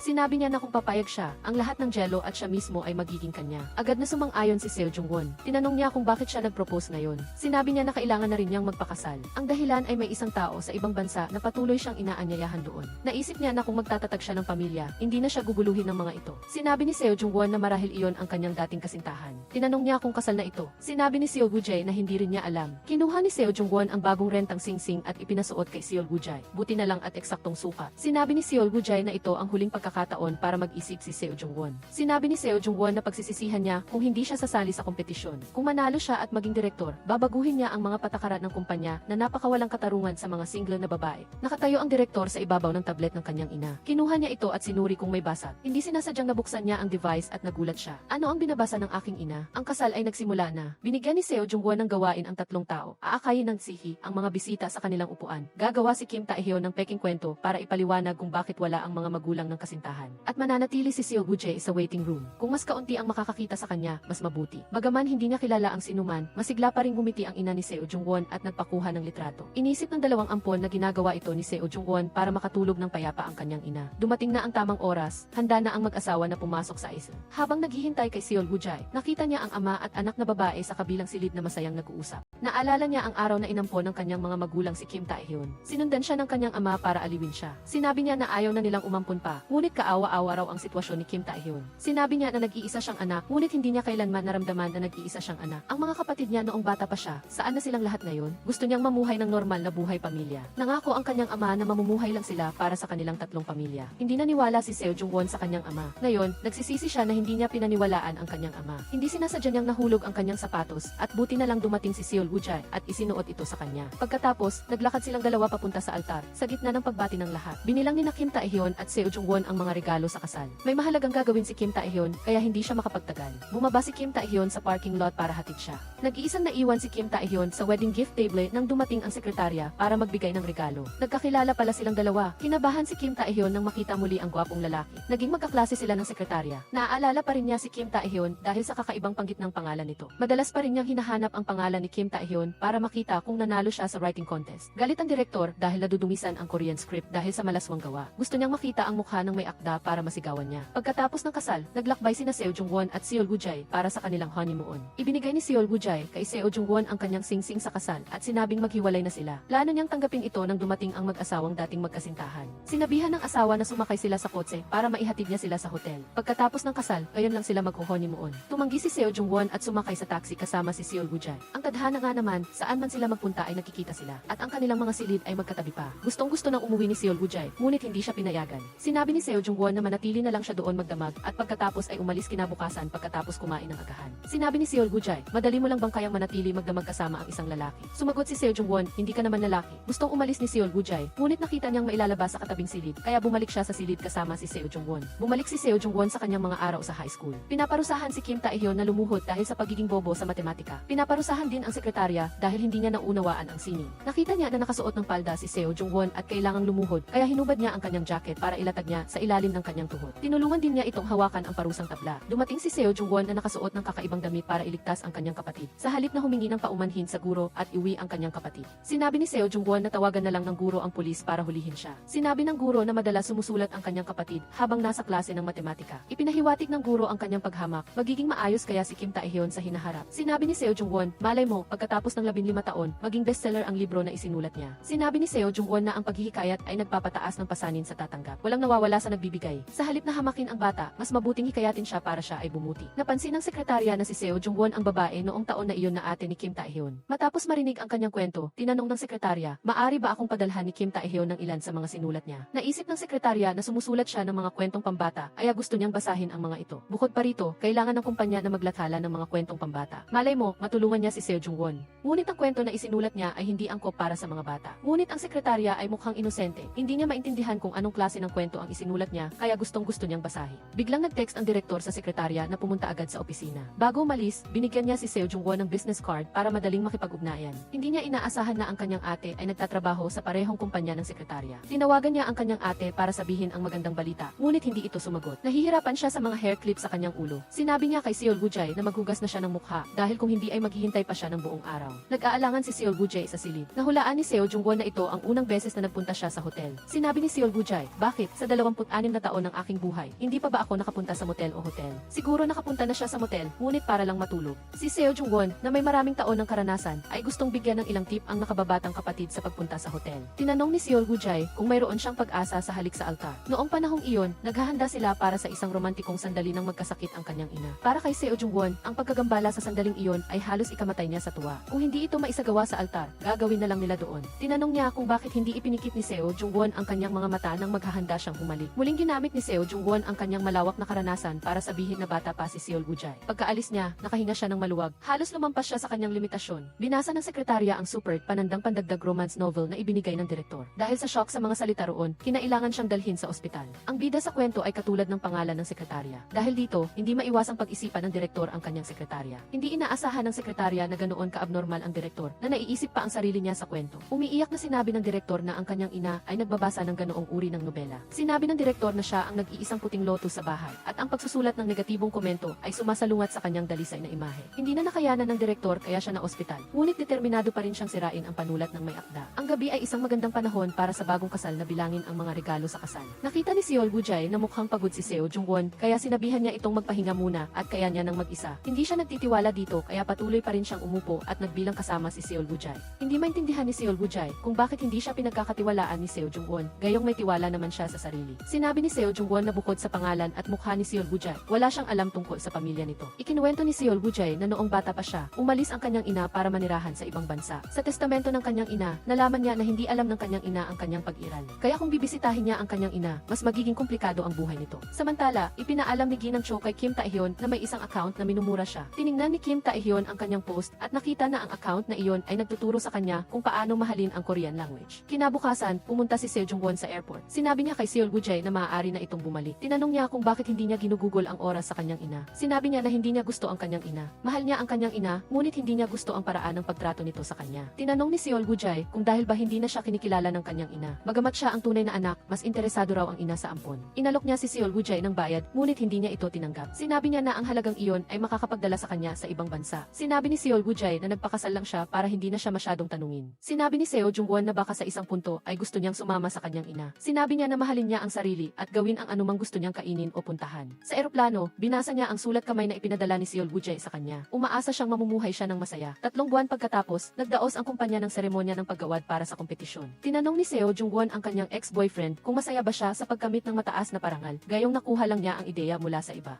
Ngayon din ang araw na pipirmahan ni Kim Tae-hyun ang kontrata para sa paglalathala ng pelikula at dula na halaw sa kanyang akda. Sinabi ng direktor kay Kim Tae-hyun na ang taong umatake sa kanyang akda ay makakatanggap ng reklamo. Hiniling ni Kim Tae-hyun sa direktor na ipaalam sa abogado na hindi siya makikipagkasundo sa taong iyon. Naiinis ang sekretarya sa direktor dahil sa kanyang mga walang saysay na pangako. Biglang dumating ang chairman at ang ginang para pagalitan ang kanilang anak. Masayang-masaya ang sekretarya dahil may nagdisiplina na sa kanya. Ang dahilan ay nakatanggap sila ng reklamo tungkol sa pag-atake ng direktor. Sinabihan siya na paunlarin ang kumpanya, hindi ilagay sa panganib ang kumpanya. Isa sa dalawa, makukulong siya o hihingi ng paumanhin sa media at press tungkol dito. Sinabihan siya ng ginang na mas mabuting huwag siyang mag-iwan ng anumang masamang resulta. Ang direktor, na hindi pa tapos tulad ng kanyang ama, ay nawala ng gana na magbigay ng parangal matapos siyang pagalitan ng kanyang mga magulang. Paglabas ni Kim Tae-hyun, nakita niya ang kasintahan ni T, nakasama ang kanyang business partner. Samantala, ipinagdiriwang ng grupo ni Seo Jung-won ang kanilang tagumpay. Sinabihan siya ng kanyang mga kasamahan na tawagin ang kanyang asawa dahil may 20% siyang ambag sa premyo. Sinabi ni Seo Jung-won na ang kanyang asawa ay nasa ibang bansa, inaayos ang ilang bagay. Sigurado siyang pagbalik nito, aanyayahan niya ang lahat para ipagdiwang ang premyo. Pagkatapos ng gabing iyon, pumunta siya sa convenience store para ipagmalaki ang kanyang tagumpay. Ngunit hindi si Seol Woo-jae ang nandoon. 3 buwan na ang nakalipas, pagkatapos ng kanilang biyahe, umalis na siya sa trabaho. Sinubukan niyang tawagan si Seol Woo-jae, ngunit hindi niya ito makontak. Kasalukuyan siyang nasa ospital, inaalagaan ang kanyang ina ni Seo Jung-won. Kinabukasan, galit na nilinis ni Seo Jung-won ang kalat na ginawa ng pusa. Hindi pa rin niya maintindihan kung bakit misteryosong nawala si Seol Woo-jae. Sinabi ni Kim Tae-hyun na baka nagtalik sila at pagkatapos ay umalis si Seol Woo-jae nang makuha ang gusto niya, tulad ng isang fuckboy. Sinabi ni Seo Jung-won na wala silang nangyari at kung meron man, hindi niya ito basta-basta babaliwalain pagkatapos ng isang gabi. May mga nakatalik siya na ilang beses pa bago siya baliwalain. Samantala, hinatid ng sekretarya ang direktor sa istasyon ng pulisya. Bagamat medyo mukhang probinsyano ang direktor, tinanggap niya ito para iligtas ang reputasyon ng kumpanya. Bago pumasok sa istasyon, pinasensya muna siya ng sekretarya at sinabihan siyang tumakas agad. Pinabasa ng pulis sa kanya ang mga mapanirang komento. Mula sa malayo, nakita ni Kim Tae-hyun ang taong sumira sa kanya na nagpakulo ng kanyang dugo. Kailangan niyang maghiganti sa pamamagitan ng pagbangga sa kanya. Ang mabait na direktor ay dinampot ang telepono para sa kanya at napagtantong siya pala ang nobelista ng romansa. Dali-daling tumakbo si Kim Tae-hyun para kumuha ng telepono at tawagan si Seo Jung-won para iligtas siya. Nagulat si Seo Jung-won nang makitang lumabas ang direktor sa istasyon ng pulisya. Karaniwan siyang mukhang astig, ngunit ngayon ay mukha siyang probinsyano. Sinabi ng direktor, pagkatapos ng proyektong iyon, pamunuan mo ang iyong koponan para paunlarin ang kumpanya. Matagal na hinanap ni Seo Jung-won ang kanyang kapatid na nakaupo sa loob ng phone booth, nanginginig sa ginaw. Ibinigay niya ang telepono sa kanyang kapatid at pinagalitan ito dahil hindi siya inabisuhan ng mas maaga. Dapat ay kinikikila ni Kim Tae-hyun ang lalaking iyon. Sinabi ni Kim Tae-hyun na natatakot siyang harapin ito. Sa totoong buhay, medyo mabait siya. Kinabukasan, kailangan sumulat ng direktor ng sulat ng paghingi ng paumanhin para kay Kim Tae-hyun.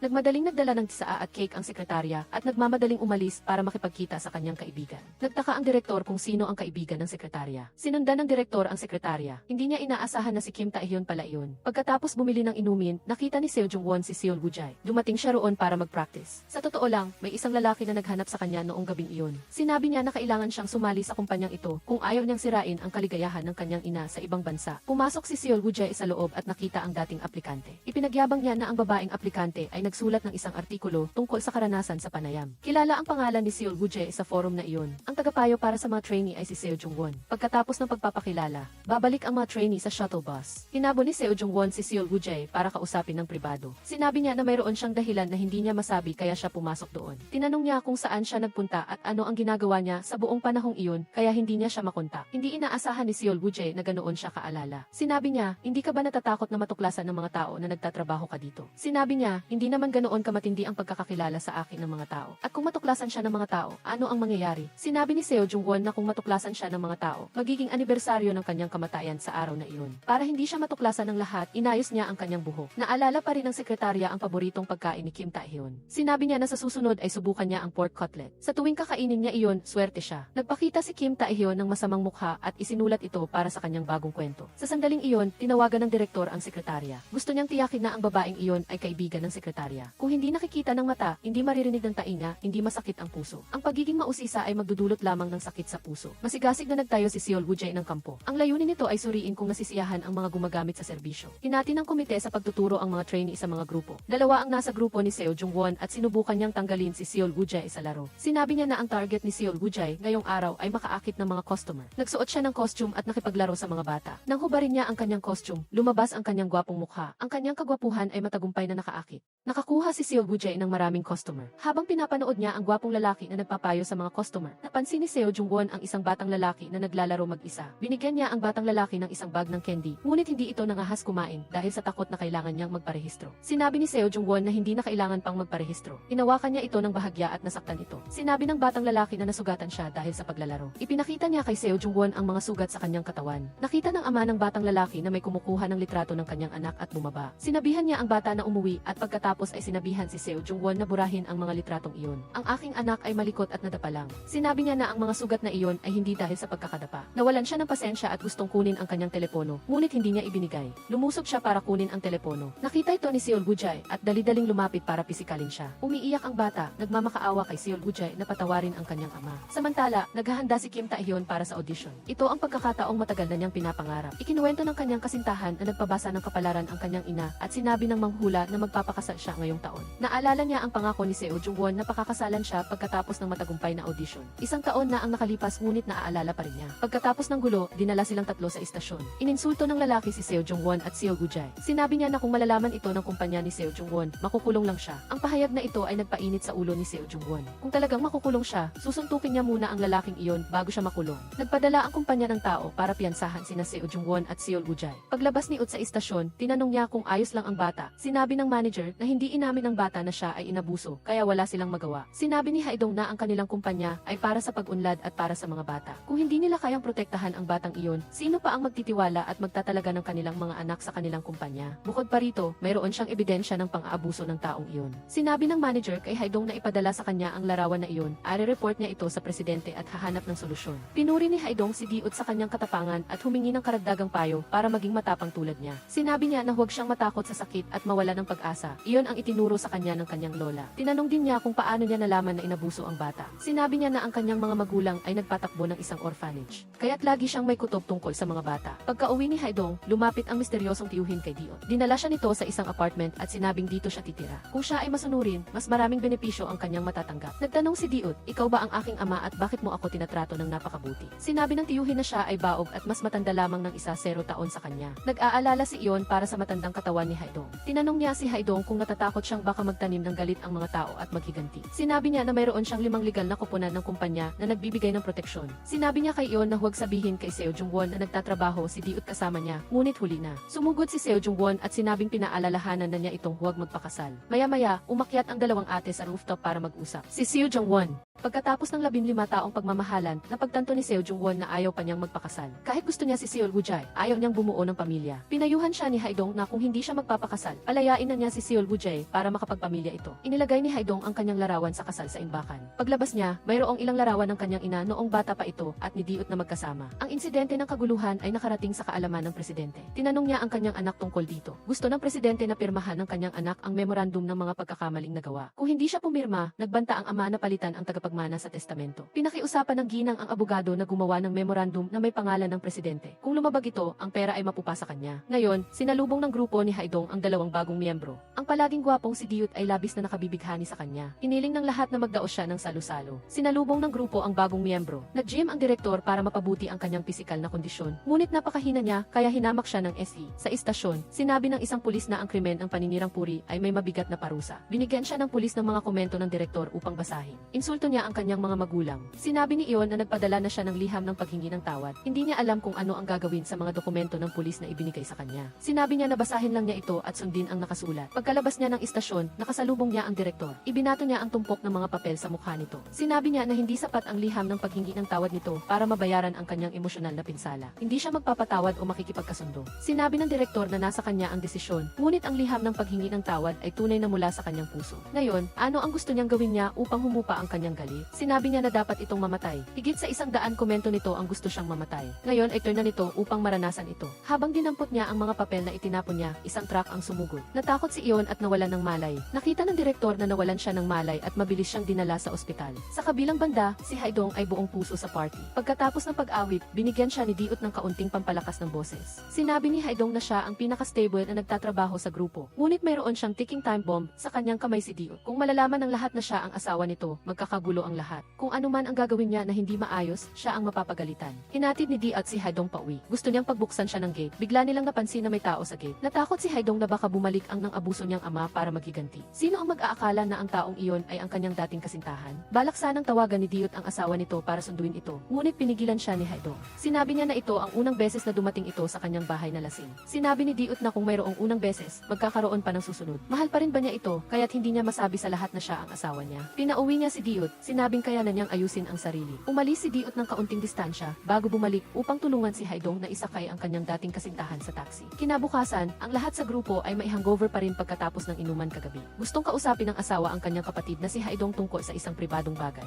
Nakita ni Diot na wala pa ang team leader kaya tinawag niya ito. Sinabi ni Ji-eun na maaaring hindi sumagot si Haidong sa loob ng ilang panahon dahil iniulat niya sa kanyang superior na nanggugulo siya sa lugar ng trabaho. Narinig lahat ni Ji-eun ang mga lasing na sinabi ni Haidong kagabi. Nag-file siya ng reklamo laban sa kanya sa ngalan ni Diot. Mabilis siyang tumakbo sa meeting room at ipinaalam sa lahat na mag-asawa sila. Normal lang naturuan ng asawa ang kanyang asawa na bagong empleyado. Tinanong ng konseho ang Human Resources Department kung bakit hindi nila alam ang tungkol dito. Sinabi ni Diot na gusto niyang sorpresahin ang kanyang asawa kaya hindi niya ito ipinaalam. Sinabi ng konseho na dapat nilang ipaalam sa Human Resources Department kapag sumasali sila. Hindi niya ba alam na magkakaroon ng problema kung hahayaan niyang suriin ng kanyang asawa ang kanyang trabaho? Tinatanong ng konseho kung ideya ba ni Haidong na isama ang kanyang asawa sa kanyang grupo. Sinabi ng asawa na mayroong emergency noon kaya't humingi siya ng tulong kay Haidong bilang konsultan. Nagising si Ion mula sa isang bangungot at napagtantong nasa ospital siya. Nang lumingon siya, nakita niya ang direktor na nakahiga sa sahig na parang patay na muntik nang magpatumba sa kanya. Humingi siya ng tawad dahil sa walang kwentang mga tula na nagbigay sa kanya ng pagkadismaya. Sinabi niya na nawalan siya ng malay at natulog ng 20 oras at binayaran na niya ang kanyang bayarin sa ospital. Sinabi niya na plano ba nitong gamitin ito bilang kabayaran sa kanyang pinsala. Kung magkano ang bayarin sa ospital, sabihin lang niya at babayaran niya. Sinabi niya na ang kanyang bayad para sa isang gabi ng trabaho ay ilang 10 milyong won lamang. Gusto pa rin niyang bayaran ito upang hindi na siya magkaroon ng utang. Ngunit hindi kailangan ng direktor na bayaran siya. Nasira ang telepono niya kaya binilhan niya siya ng bago. Ngunit naisip niya na baka isipin nitong kabayaran iyon kaya't hindi na lang niya itinuloy. Sinabi ni Ion na babayaran niya ang lahat, di ba? Nakita niyang may magandang kalooban siyang dalhin siya sa ospital kahit na masakit ang kanyang kalamnan. Sinabi ni Ion na ililipat niya ang pera sa kanya sa lalong madaling panahon. Sumakay si Ion ng taxi para umuwi, ngunit matagal nang walang laman ang kanyang pitaka. Muling binuksan ng direktor ang kanyang pitaka upang bayaran ito. Sinabi niya na pumunta siya sa ospital upang kunin ang resulta ng blood test sa susunod na linggo. Sa kabilang banda, sinusubukan ni Haidong na ipaliwanag ang kanyang pagsusuri kay Diot. Ginawa niya ito dahil natatakot siyang manatili siya sa kumpanya at ireklamo siya. Tumingin siya sa akin na napakaliit. Pinahirapan niya ako sa pagpunta doon upang patunayan na inosente siya. Dahil dito, napalampas niya ang pagkakataon. Ang trabaho at hindi alam kung ano ang haharapin. Sinabi niya na hindi sila tatanggalin sa trabaho at maaaring ipadala siya sa ibang unit. Tinanong niya kung paano kung traidorin niya siya. Sinabi niya na ngayon ay lubos na siyang nagtitiwala sa kanya. Sinabi ni Diot na nagtiwala siya sa kanya, ngunit hindi siya. Tinanong niya kung alam niya ang tungkol sa leap of faith. Siya lamang ang pinapayagan niyang gawin ang leap of faith na iyon. Akala niya umalis na si Diot kaya bumaba siya, ngunit sa kasamaang palad ay napilayan siya. Buti na lang nandoon si Diot para saluhin siya. Pagkatapos noon, naghanda silang harapin ang mga taong mausisa tungkol sa kanilang mga chismis. Maayos ang lahat ng ipinaalam ng asawa na nagbitiw si Jaeun. Nang malaman niyang siya ang nagreklamo, gustong tawagan siya ni Haidong. Dinakip ng kasamahan niya si Haidong para ipaalam ang nakakagulat na balita. Si Jaeun ay maaaring anak ng presidente. Nakakatakot, kapareho sila ng apelyido ng presidente, kaya tiyak na anak siya ng taong iyon. Tinanong ng ginang ang kanyang anak kung nagpadala na ba siya ng liham ng paghingi ng tawad. Sinabi ng direktor na walang silbi iyon at kung kailangan nilang pumunta sa korte hindi pa niya natatapos ang kanyang sinasabi ng putulin siya ng kanyang ina. Kung mapupunta siya sa korte, tatanggalin siya ng kanyang ama sa listahan ng tagapagmana. Kung humahad lang ang babaeng iyon sa pag-usad ng kanyang anak, hindi rin siya matatakot. Pagkaalis niya, nag-text si iyon sa kanya na papayag siyang makipagkasundo sa isang kondisyon. Hinabol ng direktor ang kanyang ina upang pigilan itong saktan si Ion. Nagpunta si Haidong at Jiut sa bahay ni Jaeun para mag-usap. Nagalit si Jaeun kay Jiut dahil hindi niya sinabi na kasal na siya.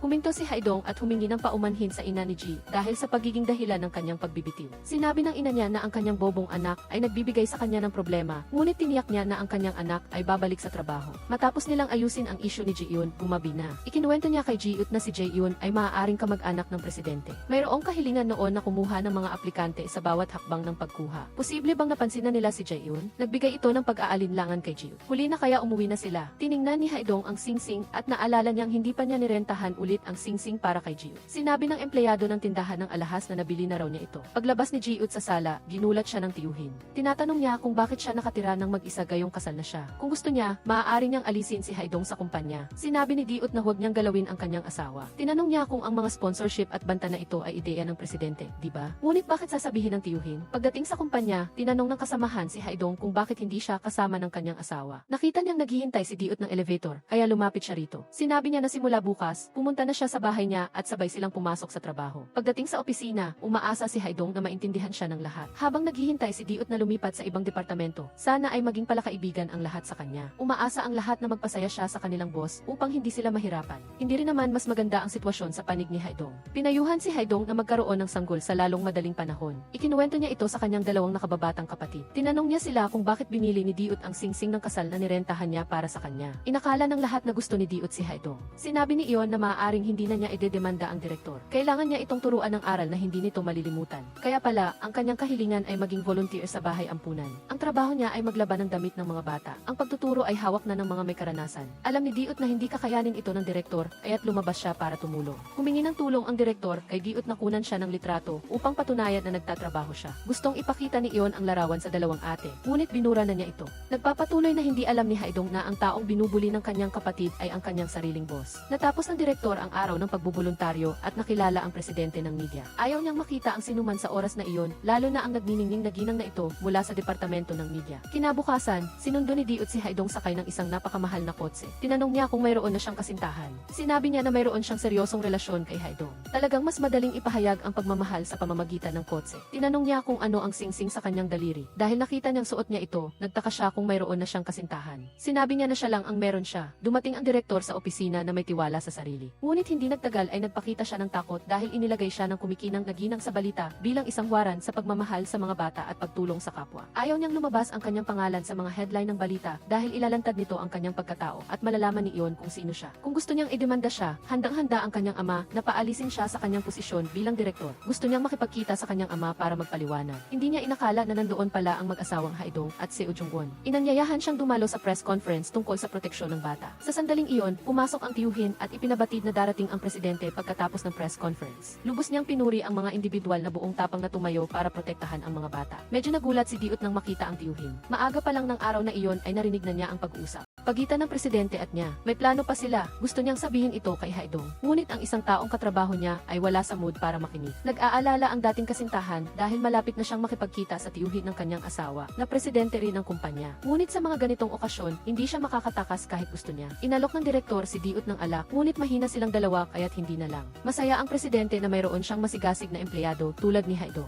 Tinanong niya ang angkan ni Haidong. Tinanong niya kung ano ang nagustuhan niya kay Diut dahil dati itong nagtatrabaho sa isang convenience store. Sumingit ang asawa at sinabing para kay Haidong dahil napakagwapo nito kaya siya pinakasalan. Sinabi ni Diut na hindi niya alam kung sino ang kanyang ama. Ikinuwento niya na ang kanyang ama ay isang key fuckboy. Ang kanyang kapanganakan ay nagdulot sa kanyang ina ng pakiramdam ng pagkawala ng kinabukasan. Ayaw niyang saktan ang sinuman kaya nang makita niyang pinili siya ng isang babaeng mapagkalkula tulad ni Haidong, naisip niyang kailangan niyang pagbutihin ang kanyang sarili upang maging karapat-dapat sa pagpili. Hindi siya nag-atubiling mahalin at pakasalan siya. Inanyayahan ng ginang ang lahat na uminom upang maging mas masaya ang kapaligiran. Upang patunayan na kaya niyang uminom, ininom ni Jaeyoon ang buong baso ng alak ng isang lago. Umalis ang naiinip na presidente sa mesa ng mas maaga, iniwan ang ilang lasing doon. Kinabukasan, nagulat sina Haidong at Jaeyoon nang makita nilang magkasama sila sa kama. Lalo silang nagulat nang makita nilang kasama rin nila sa kama ang dating kasintahan ni Haidong. Kagabi, 3 tao ang lasing na lasing. Kinailangan ng direktor na buhatin ang mag-asawang Haidong at ang dating kasintahan. Malinaw na magkaiba ng silid ang dating kasintahan at ang mag-asawang Haidong. Pero paano nangyari na magkakasama sila sa isang kama kinabukasan? Bago pa man sila makapag-isip, ginising sila ng ate ng asawa. Natatakot silang magsiselos ang ate ng asawa at magsisimula ng gulo. Sinabi ni Haidong na nalasing ang kanyang dating kasintahan at napasok sa maling silid at silang mag-asawa ay lasing din kaya wala silang alam. Pagkatapos ay binuksan niya ang pinto para sa ate ng asawa. Hindi naman siya sumigaw. Pagkatapos suriin ang kihli, nakita na ang dating kasintahan ay labis na nalasing at natumba sa silid ng mag-asawa. Naintindihan ni Diut na nalutas na ang problema. Inanunsya ng ate ng asawa na ang mag-asawang Diut ay bibigyan ng ilang araw na bakasyon. Naghahanap ang dating kasintahan ng kanyang mga gamit ng paika-ika. Ipinakita ni Haidong ang lahat ng lugar kung saan niya karaniwang inilalagay ang mga ito. Medyo nagtataka ang ate ng asawa. Bakit niya masyadong kilala ang kanyang asawa? Buti na lang at mabilis silang nakaisip at sinabing nahihirapan silang makahanap ng mga kasamahan na kapareho nila ng pananaw. Agad na ipinahayag ng asawa na lilipat ang dating kasintahan sa departamento ni Haidong simula ngayon. Sinabi ng direktor na sa halip na ilipat si Diut, ililipat na lang nila ang dating kasintahan upang magtrabaho kasama niya. Umaasa siyang magtutulungan silang tatlo upang paunlarin ang kumpanya. Inirereklamo ng dating kasintahan ang asawa na hindi niya muna ito kinausap. Sinabi niya na ito ay isang magandang pagkakataon para sa kanyang asawa, kaya hindi niya ito maaaring palampasin. Nagsisisi si Haidong na nagpakasal siya dahil dito, nagkaroon ng pagkakataon ang dating kasintahan na makinabang mula sa kanya. Sinabi ni Diut na kung gusto niyang magdiborsyo, ipaalam lang niya sa kanya. Sinabi niya na pagkatapos ng kasal, susuriin ng kumpanya ang kaligayahan ng kasal. Sa likod ng isang matalinong hari ay isang payapang pamilya, narinig ng dating kasintahan ang kanilang pag-uusap. Pagka-uwi ni Diut, nakita niya ang tiyuhin na naghihintay na roon. Tinanong ng tiyuhin kung nagkabati na sila ng kanyang asawa. Sinabi ni Diut na sinusubaybayan siya nito sa utos ng presidente. Gusto niyang malaman kung sino ang kanyang ama at kung bakit siya iniwan, ngunit hindi na niya ito pinapansin ngayon. Hindi na siya magtatrabaho sa kumpanya at ibabalik ang lahat ng allowance. Hihingin lang niya ang sasakyan dahil nagustuhan ito ng kanyang asawa. Si Haidong ay nakatayo sa harap ng opisina ng dating kasintahan ni Seo Jungwon. Nakita niya itong abala kasama ang kanyang kabit. Sinabi ni Haidong sa kanyang kapatid na pumunta at makipag-away. Nang makita siya ng salbahing lalaking iyon, natakot ito. Pinagsalitaan niya ito ng masama. Sinabi ng kabit kay Haidong na kaibigan lang siya ng Isihi, kaya huwag siyang manghimasok. Sinabi ni Haidong, ako ang ate ng Si. Sapat na ba iyon? Akma siyang babatuhin ito ng sapatos nang dumating ang Si. Sinabi niya na hindi naman iyon isang playboy. Nakatanggap si iyon ng tawag mula sa manager ng orphanage. Bumili ang direktor ng ilang washing machine para sa mga bata. Sinabi ni iyon na kung kailangan niya, tanggapin lang niya. Nalilito si Haidong pag-uwi niya, hindi niya maintindihan kung ano ang problema ng kanyang kapatid. Ikinuwento niya kay iyon na may kabit ang kasintahan ni Seo Jungwon, ngunit ipinagtanggol pa rin ni Seo Jungwon ang lalaking iyon. Alam din ni iyon na ang ikatlong partido ay ang kanyang manunulat. Ipinagtanggol niya ito na sinabing ang pagmamahal sa isang tao ay hindi lamang tungkol sa pakikipagtalik sa kanila. Sinabi ni Haidong, at least ako, isa lang ang aking nakatalik. Sinabi ni Seo Jungwon na tanggap nila ang kasunduan na siya ay may iba at siya ay may iba. Maraming tao rin ang minamahal ni Haidong.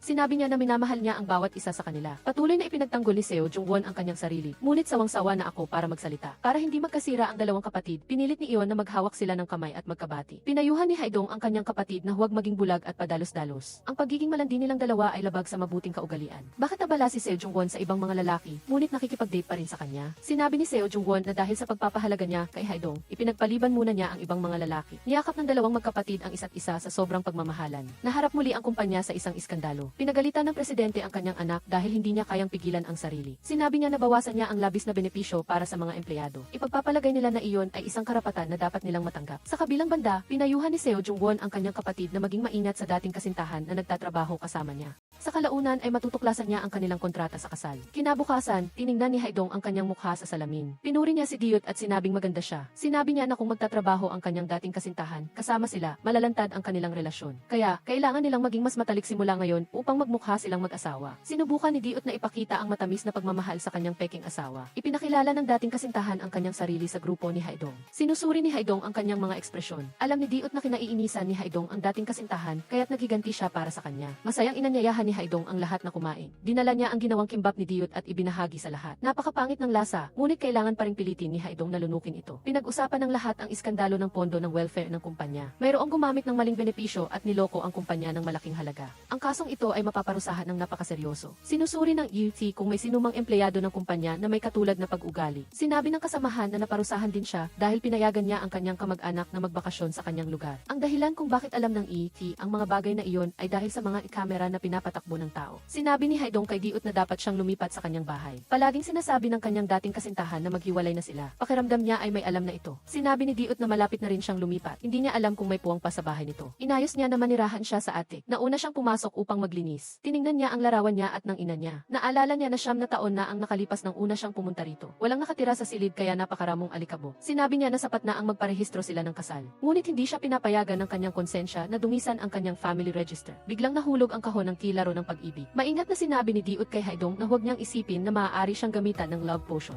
Nagtataka si Haidong kung bakit natatakot pa rin siya sa laro ang kahon na ito. Natapos ang pagtatanghal, inutusan ng direktor ang kanyang kalihim na isampay ang mga damit ng mga bata. Labis na nainis ang kalihim na inuutusan siya sa kanyang mahalagang araw ng pahinga. Dumating si Ion sa bahay ampunan at masayang naalala ang araw na lumipat siya dito. Nakita niya ang direktor na nagsasampay ng mga damit at tinanong siya kung bakit siya bumili ng washing machine. Tinawag siya ng kanyang kalihim at natakot siyang malaman ni Ion ang kanyang pagkakakilanlan. Hinila niya siya palayo dahil ayaw niyang malaman ni Ion na ang kanyang kaibigan ay ang kanyang kalihim. Tinanong niya kung bakit iisa lang ang pangalan na ibinigay niya. para sa lahat ng pangunahing lalaki sa mga kwento. Sinabi niya na dahil iyon ang pangalan ng taong gusto niya. Hindi niya maintindihan kung bakit niya pinatakbo ng napakalayo para lamang magtanong ng mga walang kabuluhang bagay. Hindi rin niya maintindihan kung bakit may galos ang kamay nito, ngunit bumili pa rin ng washing machine imbes na gamot. Bumili siya ng gamot para dito at bumalik sa nursery. Nakita niya itong magkasama sa kotse, kasama ang kanyang crush, ngunit tinawag nito ang kanyang crush na kalihim. Natakot siya at nagtago sa isang sulok. Natakot ang direktor na makita siya ng kalihim, kaya't itinapon niya ito sa kotse at tumakas. Matapos linisin ang attic, balak sanang lumabas ni Dio. Sinabi niya na maligo muna ito bago lumabas. Mayroon siyang ilang damit para sa lalaki para madali itong makapagpalit. Sinabi ni Diot na hindi niya isusuot ang damit ng mga dating kasintahan nito. Hinanap niya ang pusa at pinasalamatan siya sa pag-aalaga nito sa loob ng ilang buwan. Pansamantalang huminto ang kaso ni Ion. Gustong kausapin ng direktor ang kalihim. Paglabas niya, nakita niya si Haidong na iniimbitahan ang kalihim sa isang housewarming party. Nalaman pa ng direktor na si Ion ay kapatid pala niya. Gusto niyang sumama, ngunit sinabi ng kalihim na walang gustong makakita ng amo tuwing weekend. Biglang naisip niya si Diot. Sinabi niya na pagkatapos ng voluntaryong gawain, dapat ituring ni Diot ang direktor na parang kapatid niya. Akma siyang manghihingi ng imbitasyon sa housewarming party nang binabaliwala na siya ni Diot. Ang dahilan kung bakit nag-organisa si Haidong ng housewarming party ay para maniwala ang lahat na kasal na siya. Humingi siya ng tulong sa kanyang dalawang kapatid na babae na ayusin ang bahay upang magmukha itong bahay ng isang may asawa. Nang makita ni Seo Jung-won na malungkot si Ion, inalo niya ito at sinabing malapit na ang kanyang crush. Kung hindi niya gusto, tawagan lang niya ang panganay na kapatid para pigilan ito. Siya ang kanyang ate, hindi ang mga magulang ni Ion, kaya wag siyang masyadong palayawin. Sinabi ni Ion na ayos lang siya. Dumating ang lahat ng miyembro ng grupo para batiin siya sa housewarming party. Sinabi ng dating kasintahan na hindi pa rin siya bumibili ng bagong kasangkapan. Pagkatapos niyang sabihin iyon, nagalit ang mga tao sa paligid. Buti na lang at may mabilis na nakaisip na tumulong sa kanila na makaalis sa awkward na sitwasyon na ito. Matapos ang dating kasintahan, nagsimula namang magsalita si Ji-eun. Sinabi niya na si Diot ang binoto bilang isa sa mga paboritong tao. Siya ay magalang at gwapo na ikinabaliw ng mga babae. Pagkatapos ng masayang inuman, gumabi na. Si Haidong at Diot na lang ang natira upang maglinis. Naawa siya kay Diot. Baguhan pa lang siya, ngunit nadamay na siya dahil sa kanya. Sinabi niya na bata pa siya at kailangan pa niyang umibig, ngunit dahil sa kanya, hindi niya ito magawa. Nilapitan niya ito at kinuha ang susi para umuwi sa kanyang silid. Naisip niya na ang dalawang tao na nabubuhay ng isang beses lamang ay hindi dapat magpalampas sa isa't isa. Umakyat siya sa itaas at niyakap siya. Nakatayo si Ion at ang kalihim sa harap ng paaralang pinasukan nilang dalawa. Tinanong niya kung bakit siya biglang lumipat noon. Naalala niya na mayroong taong laging naghahanap sa kanya at nagbabanta sa kanya. Kaya't inilipat siya ng kanyang ama ng paaralan upang protektahan siya. Nakita ni Ion ang isang pamilyar na anino at tinawagan kaagad si Haidong. Ang taong nakita ni Ion ay ang kanyang dating kasintahan. Tinanong ni Diot si Haidong kung walang emosyon, gaano katagal-tatagal ang kasal na ito. Sa totoo lang, gusto lang niyang magsaya kasama siya. Ang mga eksenang iyon ay nagparamdam sa dating kasintahan na kailangan niyang hugasan ang kanyang mga mata. Tinanong niya ang empleyado kung nagtrabaho ba si Diot dito at kung nakatira siya sa bubong. Ang sales clerk ay masiglang nagsabi na si Seo Jung-won ay hindi pa nakikipag-date. Naalala ni Kim Tae-hyun nang umuwi sila mula sa housewarming party. Gusto ng kanyang asawa na pumunta sa convenience store. Naalala pa niya kung nasaan ito. Naalala niya ang kakaibang ekspresyon ng kanyang asawa at ni Jung Soo-bin, ngunit nanatili siyang tahimik. Sinundan niya. Nagtataka ang ex-girlfriend ng manager ng tindahan, bakit hindi niya alam na kasal na ang empleyado? Lalo niyang naisip na mali. Nag-iisip sina Jung Soo-bin at Seo Jung-won buong gabi tungkol sa nangyari kagabi. Gusto ni Seo Jung-won na umalis ng maaga, ngunit pinigilan siya ng dalawang kapatid na babae. Napilitan siyang pumasok para mag-almusal. Nang makita ang kakaibang ekspresyon ng dalawang tao, tinanong sila kung nag-away sila. Sinabi ni Seo Gujay na nag-away sila kagabi at pagkatapos ay sinisi nila ang bawat isa. Paghalik nila nang wala sa kanilang kalooban. Ang mahalagang weekend na iyon ay ginugol pa rin ang sekretarya sa pagtatrabaho kasama ang kanyang amo. Ang direktor ay higit sa lahat nagtanong tungkol kay Jung Soo-bin. Sinabi ng sekretarya na kung gusto niyang malaman ang anuman tungkol sa kanya, dapat siyang magtanong mismo. Pinagpawisan ang direktor nang makita niyang tinawagan ni Jung Soo-bin ang sekretarya. Hindi niya sinagot ang kanyang mga text message, ngunit tinawagan ang sekretarya. Habang nagrereklamo siya, tinawagan siya ni Jung Soo-bin. Humingi siya ng paumanhin sa pagdulot ng gulo sa kanya. Inurong niya ang kaso at pinirmahan ang kasunduan sa pagiging kumpidensyal. Humingi rin siya ng paumanhin sa pagtatago ng kanyang pagkakakilanlan at sa pagkomento ng walang kabuluhan. Ngunit ngayon na siya ay ganoon, paano siya makakabayad sa kanyang mga pagkakamali? Tinanggap niya ang kanyang paghingi ng paumanhin at sinabi na hindi na niya kailangan pang pumunta sa orphanage. Ayaw na niyang makita siya. Biglang nakita niya ang lalaking gustong pumatay sa kanya, na tahimik na nakatayo sa paligid. Hinila niya ito at tumakas. Naiinis si Jung Soo-bin na kailangan niyang linisin ang dumi ng pusa. Umakyat siya sa itaas para hanapin si Seo Jung-won at utusan itong linisin, ngunit walang tao sa silid. Bumisita siya sa kanyang ina. Tinanong niya ang kanyang ina kung bakit hindi ito katulad ng kanyang anak na babae. Masyado siyang mabilis na umabante, kaya hindi niya napansin na mahal na niya ito. Sa kabilang banda, si Seol Woo-jae ay nanginginig na nakaupo sa isang sulok. Kinantahan niya siya ng kanta para gumaan ang kanyang loob. Hindi niya inaasahan na iyon ang kanyang paboritong kanta. Narinig ni Seol Woo-jae si Jung Soo-bin na kumakanta at naalala ang mga sandali nilang magkasama. Gumanda na rin ang kanyang kalooban. Tinanong niya kung sa orphanage, ayaw niya bang makita siya ng sekretarya. Sinabi ng direktor na itatago niya ang sikreto para sa kanya.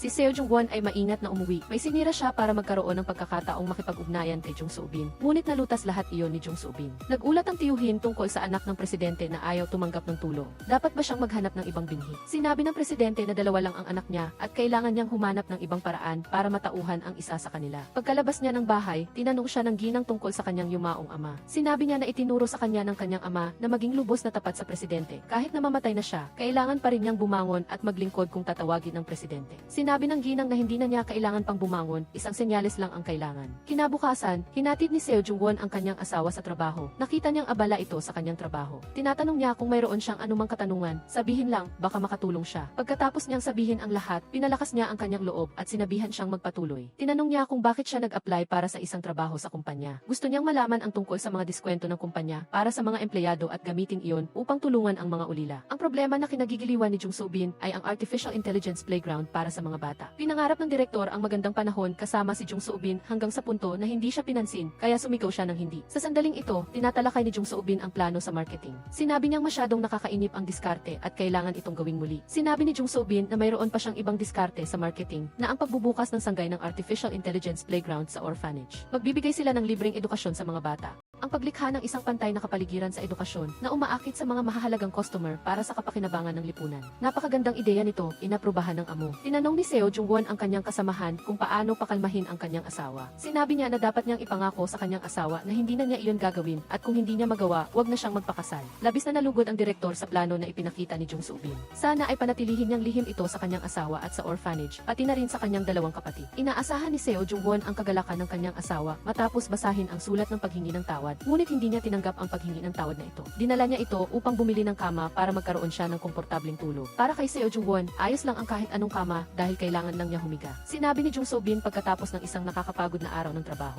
Ang paghiga ay nagtatanggal ng lahat ng pagod. Alagaan mong mabuti ang iyong sarili para magawa mo ng maayos ang iyong trabaho. Lumingon si Seo Jung-won at umamin kay Jung Soo-bin na gusto niya ito. Ang mga salitang ito ay bumabagabag sa kanya tuwing nakikita niya ang kanyang gwapong mukha. Sinabi niya na maghintay siya hanggang handa na siya para sa kanilang relasyon. Inayos ng ex-boyfriend ang kanyang damit at buhok. Ngayon ay kailangan niyang lumabas at makipagtulungan kay Jung Soo-bin. Sinabi ng asawa na maaari niyang ilipat ito sa ibang lugar kung hindi nito gusto si Jung Soo-bin. Sinabi niyang huwag siyang maging labis na mapilit, na ilipat siya na parang isang puppet kung kailan niya gusto. Nagpunta sila ni Jung Soo-bin sa orphanage para magtulungan. Tinanong ng manager kung kilala nila si Seo Jung-won. Kakapasok lang nito sa kanilang kumpanya. Sinabi ng ex-boyfriend na kasama niya ito sa kanilang grupo. Sinabi ng manager na madalas na siyang bibisita dito. Lumingon siya at inasar ang bagong dalaga na nagdala ng tsaa. Sinabi niya na gusto ng dalaga si Seo Jung-won dahil nagtuturo sila sa mga bata dito sa loob ng 8 taon. Sinabi ng ex-boyfriend na kasal na si Seo Jung-won. Sinipa ni Jung Soo-bin ang kanyang paa para tumigil siya sa pagsasalita ng kung ano-ano. Hindi narinig ng manager ang lahat kaya sinabi niya na masyado pang bata sina Seo Jung-won at ang dalaga para magpakasal. Pagkaalis ng orphanage, sinundan ng ex-boyfriend si Jung Soo-bin. Tinanong niya kung peke ba ang kasal nito at kung ginawa niya iyon para makaganti sa pagtataksil niya. Sinabi niya na huwag mag-alala, babawi siya sa kanya o kaya ay magkabalikan sila. Lumingon si Jung Soo-bin at kinuha ang payong, handang paluin ang bastos na iyon. Nagpaplano ang direktor na mag-audition at maglabas ng pelikula ni Seol Woo-jae.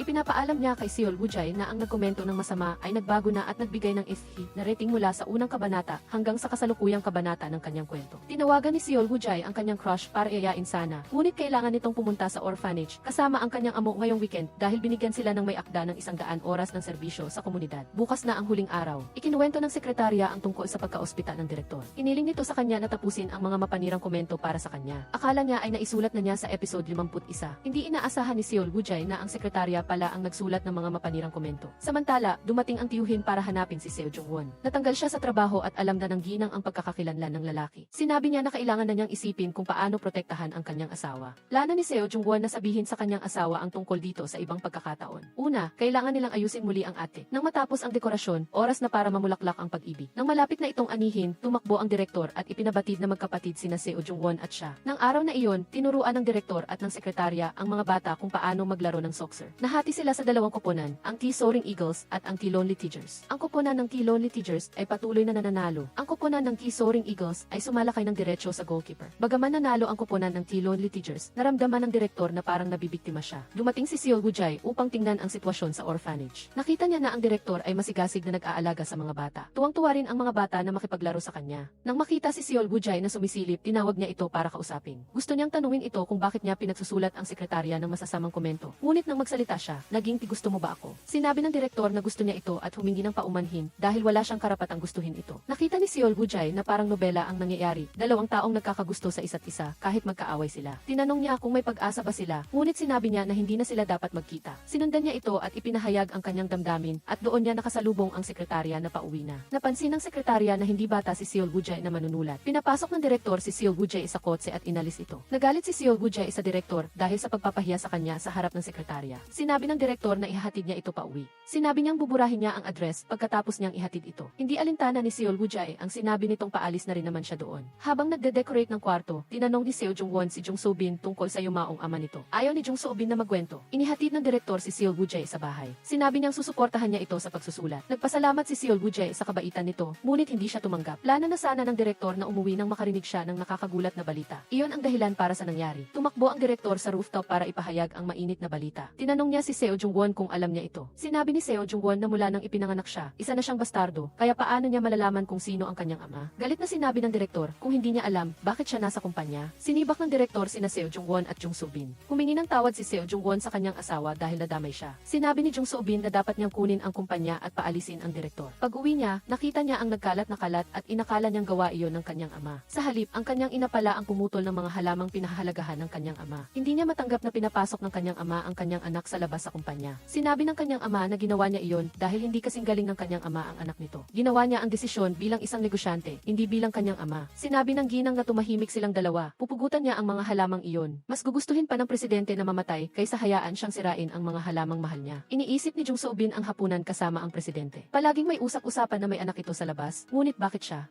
Nabigla din ang kanyang ina nang malaman niyang buhay pa si Seo Jung-won. Mabuti na lang at wala pang nakapagpaalam sa pamilya ng asawa niya. Nalungkot si Jung So-bin para kay Seo Jung-won. Pinilit siyang magtrabaho at noon ay sinigawan pa niya ito. Nang makita niya ang kanyang ama sa hotel, wala siyang makausap. Ngayon, makipag-usap na lang siya sa kanya. Sinabi niyang gusto niyang maging kapaki-pakinabang na tao para matulungan ang lahat. Ngunit hindi ibig sabihin nito ay sasamantalahin nila siya. Natatakot siyang madamay siya. Inalo niya ito at sinabing sikaping mabuhay para bukas. Pagkatapos nito, nag-online siya upang magsaliksik ng batas sa paggawa. Hindi siya magre-resign dahil sa sinabi ng direktor. Naawa siya kay Seo Jung-won. Naramdaman ni Jung So-bin na dapat managot ang ina at ang presidente para dito. Sinabi niyang huwag pakialaman ang mga magulang dahil mahirap itong pag-usapan. Sinabi ni Jung So-bin na hindi tama na dalhin ang mga bata sa mundong ito at pagkatapos ay pabayaan sila. Nagdala si Seol Woo-jae ng ilang inumin para makipag-party sa kanyang nakababatang kapatid. Nagkamali siya at nahulog ang kanyang prenatal check-up book at nabasa ito ni Seol Woo-jae. Hindi niya alam kung sino ang ama at sinabi kay Seol Woo-jae na huwag sabihin sa nakatatandang kapatid. Sinabi ni Seol Woo-jae na kung hindi maganda ang pamumuhay ng mga magulang, magiging impyerno ito para sa mga anak. Kinabukasan, inihanda na ni Seo Jung-won ang kanyang resignation letter. Sinabi ni Jung So-bin na dapat itong ipadala sa pamamagitan ng email at hindi na kailangang sulatin sa kamay. Pagdating sa kumpanya, nakasulat sa bulletin board ang anunsyo na tinanggal si Jung So-bin sa kanyang posisyon. Sa sandaling iyon, dumating na rin ang direktor sa kumpanya. Tinawag siya ni Seo Jung-won at sinabing naghiwalay na sila ni Jung So-bin. Pagkatapos, umakyat siya sa opisina para magsumite ng kanyang resignation letter. Sinabi niyang susuko na siya at ibalik ang posisyon ni Jung So-bin dahil wala naman itong kasalanan. Tinanong niya ang direktor kung bakit suot pa rin niya ang singsing kung hiwalay na sila. Hindi umaasa ang direktor na susuko siya. Pinagmadali niya si Seo Jung-won na umalis sa bansa at huwag nang bumalik. Ang lahat ng ito ay utos ng kanyang ina. Ayaw niyang biguin siya tulad ng kanyang ama. Nagpakita si Seol Woo-jae ng prenatal check-up paper sa kanyang nobyo. Makakaapekto ang pagbubuntis na ito sa kanyang audition. Kahit gusto ng kanyang nobyo na panagutan ito, gusto niyang ipalaglag ang bata. Umakyat si Jung So-bin sa rooftop at niya si Seo Jung-won na maglaro ng lobo. Sinabi niyang mag-a-apply siya ng trabaho sa kalabang kumpanya para makaganti at tulungan siya. Inakala ni Seo Jung-won na ang paghihiwalay ang solusyon sa lahat. Akala niya ang pagpapakasal ang solusyon sa lahat ng problema niya. Nakita niya na ang dahilan ay mas malaki pa kaysa sa layunin na matagal na niyang pinaniniwalaan na ngayon ay laos na para sa kanya. Sinabi ni Seo Jung-won na naghiwalay na sila ngunit walang naniniwala. Sinabi niya na muntik nang matuklasan ng ex-boyfriend ang kanilang peking kasal. Nagreklamo ang ex-boyfriend sa kanyang asawa na pinag-uusapan ng lahat ang pagre-resign ni Jung So-bin. Sinabi niya na nag-aalala siya bilang isang kasamahan o bilang isang ex-boyfriend. Tinanong niya kung bakit naghiwalay si Jung So-bin. Sinabi ng ex-boyfriend na wala siyang kinalaman dito. Sa loob ng ilang araw, kailangan ni Jung Soo-bin na maglakbay para sa negosyo dahil nabawasan ang bilang ng mga kalahok sa artificial intelligence playground. Lihim na nauna si Seo Jung-won sa trend para makasama siya sa business trip. Tinitigan niya ito sandali at tinanong kung naramdaman niya ang kapatid niya kamakailan. Ang nakababata niyang kapatid ay binubuli ba siya? Sinabi ni Seo Jung-won na palagi siyang nakikita nitong lumalabas kamakailan. Nangungupahan siya ng bahay at nang makita niyang maayos ang bahay, agad siyang pumirma ng kontrata. Humingi ng kalahating araw na leave ang sekretarya sa direktor para makipagkita kay Seol Woo-jae. Medyo tahimik ang direktor nitong mga nakaraang araw kaya hindi na ito kumontra. Dumating ang mag-asawang Jung Soo-bin sa nabuksang sangay ng kumpanya. Sinabi niya na dapat na lang itong maglibang at aayusin niya ang mga bagay ng mabilis. Labis na nalungkot ang manager ng lugar na kailangan niyang isara ang tindahan. Matanda na siya kaya mahirap nang matuto ng ibang propesyon. Isang matandang babae ang pumasok sa tindahan at narinig ang usapan. Nang makita si Jung Soo-bin, bumalik siya sa huli. Wala siyang apo na nasa edad ng pag-aaral. Dumating siya rito para maiwasan ang demensya. Nalungkot ang manager dahil kailangan niyang isara ang tindahan, lalo na dahil sa matandang babae. Dumating si Seol Woo-jae sa pinagtagpuan na sinabi ng sekretarya. Kinakabahan pa rin siya ngunit sinubukan niyang kumalma. Sinumbatan niya ito dahil sa pag-iwan ng mga negatibong komento. Humingi rin siya ng tawad sa pagsisinungaling sa kanya. Pinagsisihan din ng sekretarya ang kanyang pabigla-biglang ginawa. Nagpasalamat siya kay Seol Woo-jae sa paggamit ng kanyang pangalan sa kanyang mga nobela. Nangako siyang hindi na muling magkokomento ng kung ano-ano. Pagkatapos ayusin ang mga bagay, naglakad-lakad sina Jung Soo-bin at Seo Jung-won sa tabing dagat. Kumain sila ng Hue beef noodle soup at pagkatapos ay naglibot sa Busan. Pagkatapos ng mahabang araw, nag-isip si Jung Soo-bin tungkol sa nakaraan. Naalala niya nang namatay ang kanyang ama, lumipat siya at hindi na tumira kasama ang kanyang ina. Pagkalipas ng ilang taon, nang gusto ng kanyang ina na bumalik sa probinsya, saka lang siya umuwi. Pinagsisihan niya ang panahong iyon na hindi niya nakasama ang kanyang ina. Kung nakasama niya ito, sa panahong iyon, hindi naman nawawala ang kanyang memorya. Kinabukasan, habang naghihintay ng tren, tinanong ni Seo Jung-won kung sino ang nagturo sa kanyang manigarilyo. Sinabi ni Jung Soo-bin na mahina ang kanyang memorya, kaya hindi niya matandaan. Sinabi ni Seo Jung-won na kung gayon ay makakalimutan din ba siya nito. Sinabi ni Jung Soo-bin na bumalik siya bago niya siya makalimutan. Kumuha si Seol Woo-jae ng larawan bilang alaala bago umalis sa kanyang minamahal na tahanan. Naalala niya ang tanghalian nila ng sekretarya. Sinabi nito na tila interesado ang direktor sa kanya. Nahihiya si Seol Woo-jae at naisip na ang direktor ay talagang hangal. Pababa na sana siya nang makita niya ang inspektor na nakatayo sa gate. Nakabalik na ang mag-asawang Jung Soo-bin sa istasyon ng pulisya. Pinayuhan ng pulis si Jung Soo-bin na regular na suriin ang kanyang inbox. Binuksan niya ang mensahe at nakita ang impormasyon tungkol sa bagong napalayang inspektor. Dahil sa pakiramdam na may masamang mangyayari, dali-dali siyang tumakbo pabalik sa kanyang kapatid na babae. Nang malapit na sila sa bahay, narinig nila ang sigaw ni Seol Woo-jae. Dali-dali silang lumapit at hinila ang lalaki. Lumabas na siya pala ang direktor. Nang gabing iyon, pumunta ang direktor sa bar. Naalala niya ang magandang mukha ni Seol Woo-jae at mumiti na parang baliw. Sumubok siya ng isang basong alak upang makita kung ano ang lasa nito. Kailangang sunduin siya ng sekretarya. Nang malaman ng lahat na siya ang sekretarya, umisi ang lahat. Lumabas na lasing pala ang amo niya at nagsasalita ng walang kapararakan. Tingnan mong mabuti ang aking super si pro secretary. Tanong ng sekretarya sa bartender, ilan ang nainom niya para maging ganyan? Ang direktor ay nahimatay matapos lang amuyin ang alak. Pinayuhan ng sekretarya ang direktor na pumunta at makipagkita sa kanyang crush sa kanyang kaawa-awang kalagayan.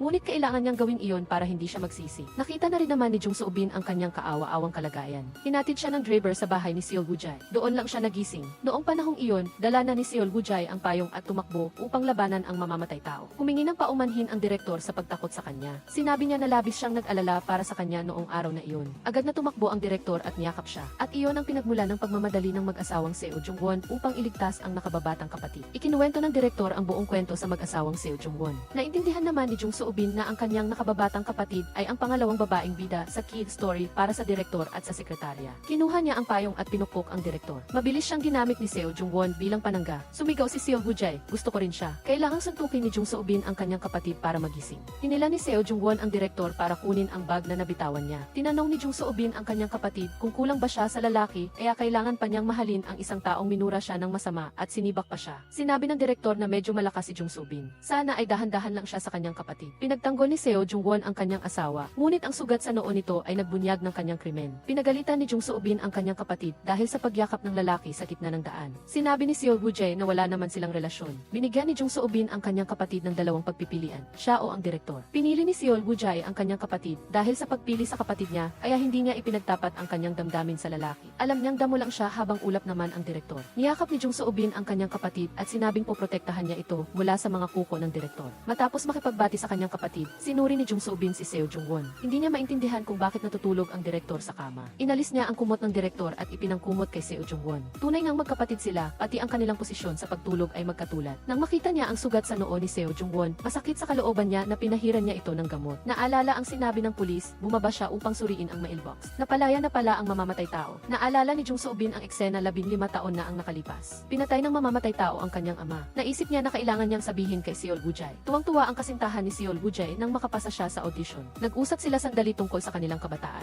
Humingi siya ng paumanhin sa mga pagkakataong napalungkot niya ito. Hindi siya ang kanyang anak, ngunit ang sanggol sa kanyang tiyan ay sa kanya. Sinabi ni Seol Woo-jae na hindi niya alam kung sino ang ama ng bata. Buong pusong sinabi ng nobyo na lahat ng mga bata ay anak niya. Nag-propose siya kay Seol Woo-jae. Sinabi niya na marami na silang nagawang pagkakamali, kaya kailangan nilang pag-isipang mabuti para maiwasan ang mga hindi kinakailangang pagkakamali. Sinabi ng nobyo na iyon ay isang personal na desisyon, ngunit ngayon ay dapat silang magpasya ng sama-sama upang maiwasan ang mga pagkakamali. Gusto nang umuwi ng direktor, ngunit tinawag siya ni Seo Jung-won. Matapos magkwento ng direktor, inanyayahan siya ni Jung So-bin para mag-almusal. Tinanong niya kung hindi nito naaalala ang nangyari kagabi. Sinabi ni Jung So-bin na tinanggal siya nito sa kumpanya at binubuli ang kanyang kapatid online, at akala ba niya ay mabilis niyang makakalimutan iyon. Hindi niya ito binigyan ng masarap na pagkain, kundi ilang piraso lamang ng cake. Tinatanong ng direktor kung saan na lumipat si Seol Woo-jae. Hindi pa nasasabi ni Seol Woo-jae ang tungkol dito sa kanyang ate. Muling nadulas ang direktor at tinanong si Seo Jung-won kung kailan siya aalis ng bansa. Hindi pa rin ito na ipapaalam ni Seo Jung-won kay Jung So-bin. Naiinis siya dahil hindi siya kinikilala sa bahay na ito. Sinabi niyang tapusin na ng direktor ang pagkain at umalis na. Umalis silang lahat, naiwan ang direktor sa hapagkainan. Walang pera ang direktor at lowbat ang telepono niya. Humingi siya ng tulong kay Jung So-bin para makasakay ng taxi. Binigyan siya ng pera ni Jung So-bin at sinabing iwasan niya si Seol Woo-jae. Sinabi ng direktor na silang dalawa ang magdedesisyon tungkol dito. Tinanong ni Jung So-bin kung sigurado ba siyang palagi siyang nasa tabi ni Seol Woo-jae. Siya naman ay at palagi niyang poprotektahan ang kanyang kapatid. Tinanong ng direktor kung magagawa rin ba niya iyon kay Seo Jung-won. Sinabi niyang dudurugin niya ang sinumang nagpahirap sa kanyang asawa. Namili sina Seol Woo-jae at Seo Jung-won ng almusal. Tinanong niya kung bakit gusto nitong lumipat ng bahay. Dahil ba sa kanya kaya ito nahihirapan? Sinabi ni Seol Woo-jae na mayroon siyang sariling dahilan. Tungkol naman sa kanya, aalis siya ng bansa. Pinahirapan ba sila ng direktor? Hindi rin sinabi ni Seo Jung-won ang dahilan ng kanyang pag-alis. Sinabi ni Seol Woo-jae na hindi siya uwi ngayon. Gusto niyang maglaan ng oras para mag-aral at magsulat ng nobela. Ikinuwento ni Jung So-bin ang nangyari kagabi at kaninang umaga kay Seol Woo-jae. Naisip ni Seol Woo-jae na gusto ni Seol Woo-jae na lumipat para mas madaling mag-date. Sinabi ni Jung So-bin na hindi niya hahayaang lumipat ang dalaga, habang si Seo Jung-won naman ay hindi niya pinapansin. Binuksan ni Jung So-bin ang kabinet para kumuha ng inumin at nakaramdam ng pagkahilo si Seol Woo-jae. Nagtataka si Jung So-bin kung buntis ba siya at sino ang ama. Sinabi ni Seol Woo-jae na kahit hindi niya sigurado kung sa kanya ang bata, gusto pa rin siyang pakasalan ng kanyang nobyo. Nang marinig ng ina na buntis ang kanyang anak, patuloy siyang bumati. Tinawag ng tiyuhin si Seo Jung-won para turuan siyang sumakay ng kabayo. Nang sumakay siya sa kabayo, naalala ni Seo Jung-won ang pakiramdam ng pag-aaral na sumakay ng bisikleta noong bata pa siya. Sinabi ng tiyuhin na kailangan niyang umalis ng bansa upang matupad ang hiling ng ginang. Hindi lamang iyon, kailangan din niyang protektahan si Jung So-bin. Ikinuwento ng tiyuhin na dati ay gusto niyang maging profesional na jockey. Ngunit nang sabihin ng kanyang ama na sundin niya ang kanyang yapak, inakala niyang tama iyon kaya sinunod niya ang kanyang ama. Ngunit pagkaraan ng ilang panahon, naisip niya na sayang lang ang oras na ito. Dapat pala ay ginawa niya ang kabaliktaran.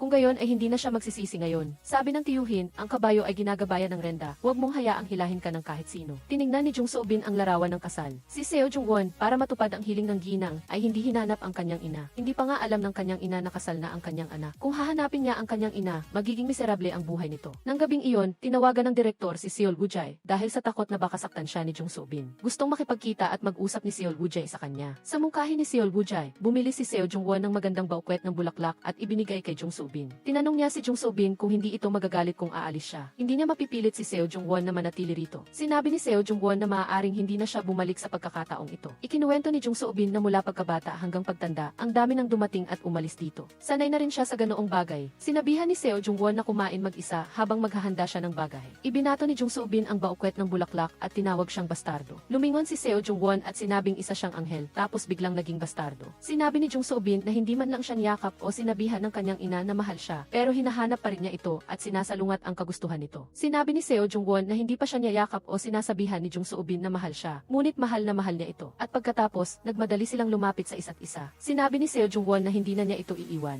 Nakipagkita si Seol Woo-jae sa direktor sa kanyang kumpanya para humingi ng ilang dokumento. Masigasig siyang tinulungan ng direktor. Kumuha si Seol Woo-jae ng ilang larawan para sa kanyang nobela. Tinanong niya kung nakakain na ba siya sa canteen. Ang mayayamang direktor ay kumakain sa mga restaurant at hindi dito. Sinabi ni Kim Tae-hyun na kung isusulat niya ang mga bagay na iyon, kakain din ang boss sa canteen, at kung hindi siya kakain dito, walang kabuluhan ang kanyang kwento. Nangako ang direktor na kakain dito bukas, at pagkatapos ay umakyat sila sa opisina upang kumuha ng karagdagang data at magsulat ng mga kwento. Ang direktor ay naging isang sihi sa kanyang akda, at si Kim Tae-hyun ay nakipagtulungan din sa kanya sa isang eksena. Hindi napigilan ng direktor direktor ang kanyang sarili at hinalikan siya. Pagkatapos, naglibot sila sa ibang mga opisina. Biglang, ang mag-asawa ng kanyang ex-lover ay nagpunta sa kumpanya upang magtalo. Gusto niyang sagutin niya ng eksakto ang relasyon niya kay Hedong. Sinabi niya na noong high school, pinatay ang ama nito at ang kanyang pamilya ay binubuo lamang ng kanyang ina at mga anak. Sa panahong iyon, ang lahat ng ginawa niya ay nagmula sa pagmamahal. Nagtanong siya kung nakialam ang kanyang asawa sa pagtanggal kay Hedong. Nagtanong siya dahil nag-aalala siyang isipin ng mga tao na siya ang dahilan ng lahat. Sinabi niya na si Yeokyung ay anak sa labas ng chairman, kaya posibleng ipatapon siya sa ibang bansa. Tungkol naman kay Hedong, hindi siya nakialam. Gustong magpaliwanag ng direktor kay Kim Tae-hyun, ngunit sinabi niya na hindi na kailangan. Ang trabaho niya at ng kanyang kapatid ay hindi magkaugnay. Ngunit ayaw niyang makipag-date sa kanya. Ito ang huling pagkikita at ang kanilang magandang pagtatapos. Sinisi niya siya bilang isang manunulat ay responsable dahil hindi nito sinulat ang wakas para sa karakter. Pagkatapos ng isang gabi ng pag-ibigan, gusto ni Yeokyung na magdagdag ng masustansyang almusal para sa kanyang asawa. Ngunit sira na ang refrigerator, kaya ang mga pagkain doon ay nasira na rin.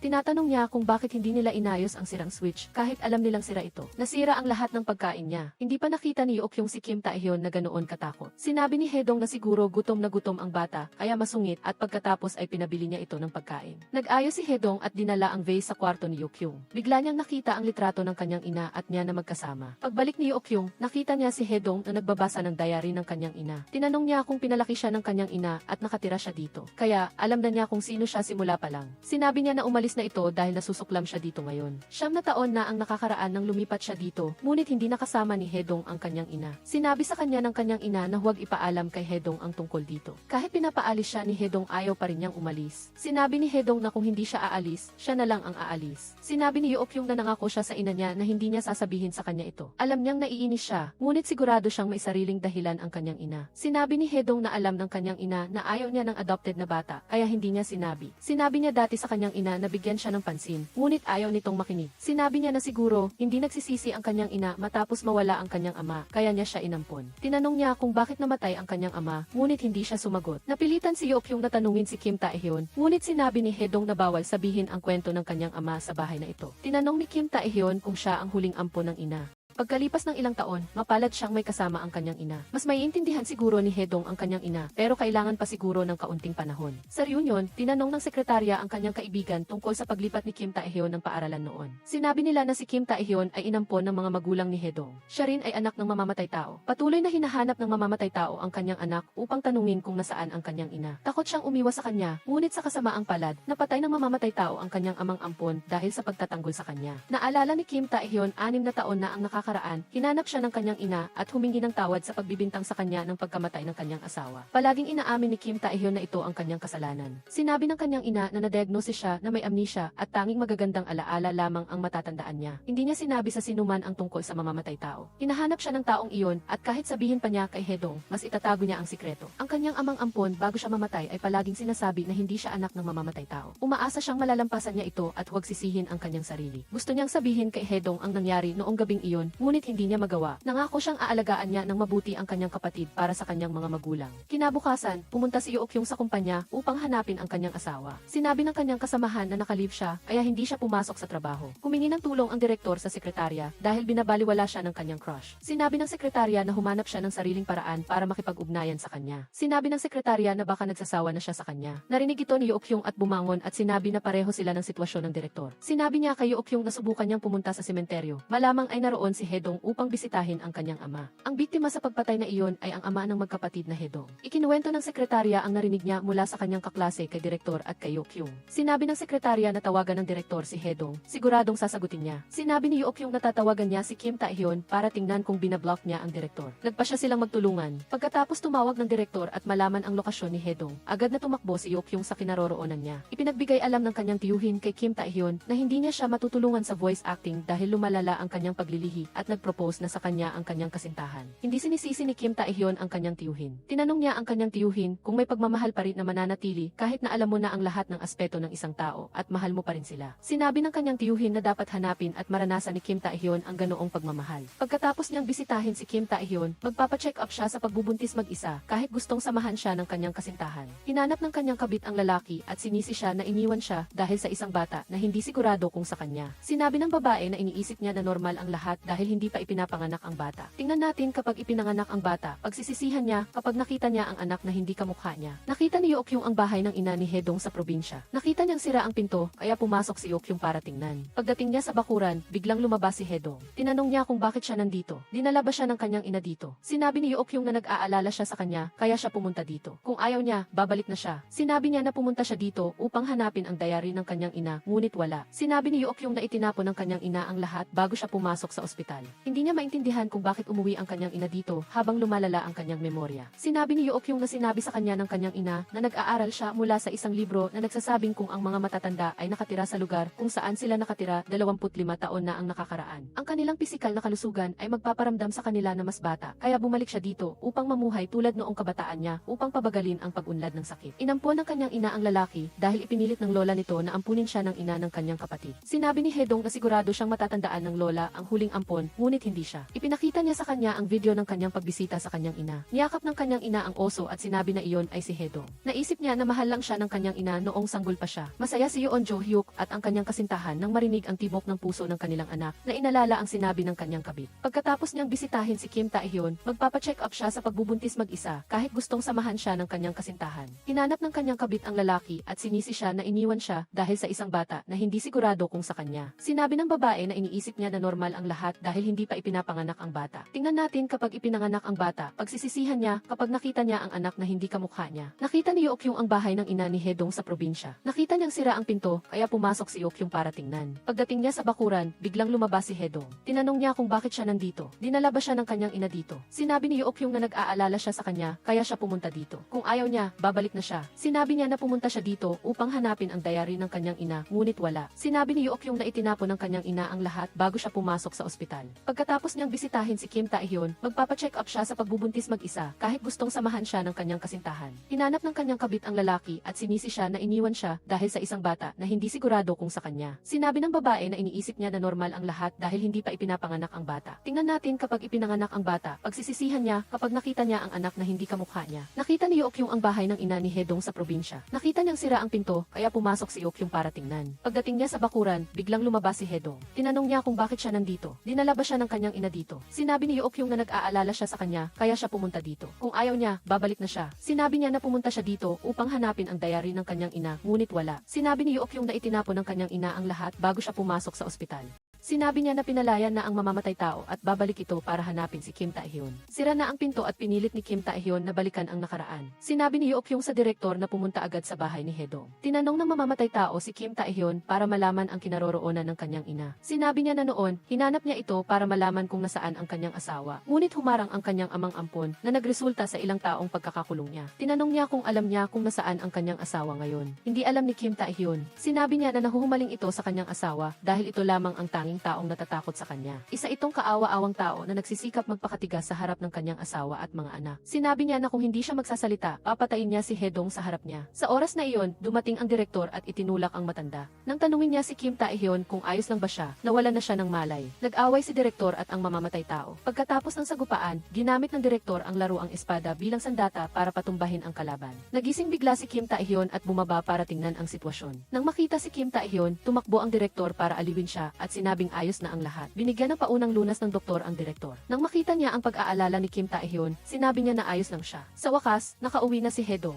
Niyakap niya ang kanyang kapatid na may pag-aalala. Nagmatigas pa rin ang mamamatay tao at sinabing bumisita lang siya sa kanyang anak. Nagalit si Hedong at sinabi sa kanya na hindi siya karapat-dapat maging ama. Tinanong ni Kim Tae-hyun si Hedong kung alam niya kung sino siya at bakit pa niya siya pinigilan. Sinabi ni Hedong na ayaw na niyang mawalan pa ng sinuman. Naalala ni Hedong nang makita niya si Kim Tae-hyun. Nakita niya na ang kanyang nakababatang kapatid ay nagkaroon ng mahirap at punong-puno ng pag-aalala na buhay. Naisip niya na kung hindi niya nailigtas ang kanyang ama, kailangan niyang iligtas si Kim Tae-hyun. Kahit na kinamumuhian niya si Kim Tae-hyun, wala na siyang pagkakataon para iligtas siya muli. Ngunit may mga pagkakataon din na pinagsisihan niya dahil baka mas lalo lang niyang pahirapan ang buhay ni Kim Tae-hyun. Nagpasalamat si Kim Tae-hyun sa kanyang nakatatandang kapatid sa pagiging mapagbigay. Tinanong ng direktor si Yuokyung kung bakit may kakaibang bagay sa kanilang bahay. Nahihiyang isinakay siya ni Yuokyung sa ambulansya. Nagpasalamat ang direktor kay Yuokyung sa pagtawag sa kanya upang makapagligtas siya sa kanyang crush sa oras. Matapos maresolba ang lahat, muling idinikit ni Yeokyung ang pinto sa gilid na ito. Humingi ng tawad si Kim Tae-hyun sa direktor dahil nasugatan ito sa pagliligtas sa kanya. Hindi niya alam kung paano siya humingi ng tawad para makabawi sa kanya. Sinabi niya na sapat nang makatulog ang asawa niya. Tinanong niya kung huminto siya sa pagsusulat dahil sa mamamatay tao at sa kanyang kapatid. Kung nalaman niya ito noon pa, minahal na niya siya ng buong puso. Alam niya ang malakas na ugnayan sa pagitan niya at ng kanyang kapatid. Sisikapin niyang gamitin ang lahat ng mayroon siya para pabagsakin si Hedong. Tinanong niya kung mahal pa rin niya siya kahit nakita na niya ang lahat ng aspeto niya. Sa wakas, natagpuan din ni Kim Tae-hyun ang tunay na pag-ibig ng kanyang buhay. Isang hindi kilalang numero ang tumawag kay Hedong. Ginising niya si Yeokyung para maghanda na pumunta sa ospital dahil namatay na ang kanilang ina. Hindi makapaniwala si Yeokyung. Umiiyak si Hedong habang sinasabing iniwan na siya ng kanyang ina. Sinundan ng mag-asawa ang ambulansya papunta sa punerarya. Nandoon na rin si Yeon Jo-hyuk at Kim Tae-hyun na naghihintay sa kanila. Nagtanong ang punerarya ng impormasyon tungkol sa kanilang ina, ngunit wala sa tatlong magkakapatid ang nakakaalam ng mga detalye. Sa huli, si Yeokyung lamang ang nakatulong sa kanila dito. Kailangang punan ng punerarya ang pangalan ng pinuno ng libing upang salubungin ang mga bisita. Si Hedong lamang ang tunay na anak, kaya siya lang ang sasalubong sa mga bisita. Ang iba pa ay naghahanda para sa libing. Sinabi ng tagapamahala kay Hedong na magpaalam sa kanyang ina patungo sa kabilang buhay. Masakit na lumuhod si Hedong upang magpaalam sa kanyang ina. Lumibot siya sa punerarya. Sinabi ni Yeokyung na samantalahin niya ang pagkakataong magpahinga bago dumating ang mga bisita. Nagdala ang isa sa mga inampon na anak ng isang pakete ng sigarilyo bilang regalo sa kanyang ina. Napakaramihan niyang naninigarilyo noong nabubuhay pa siya. Nangako siya na dadalhan siya ng isang pakete ng sigarilyo kapag siya ay namatay.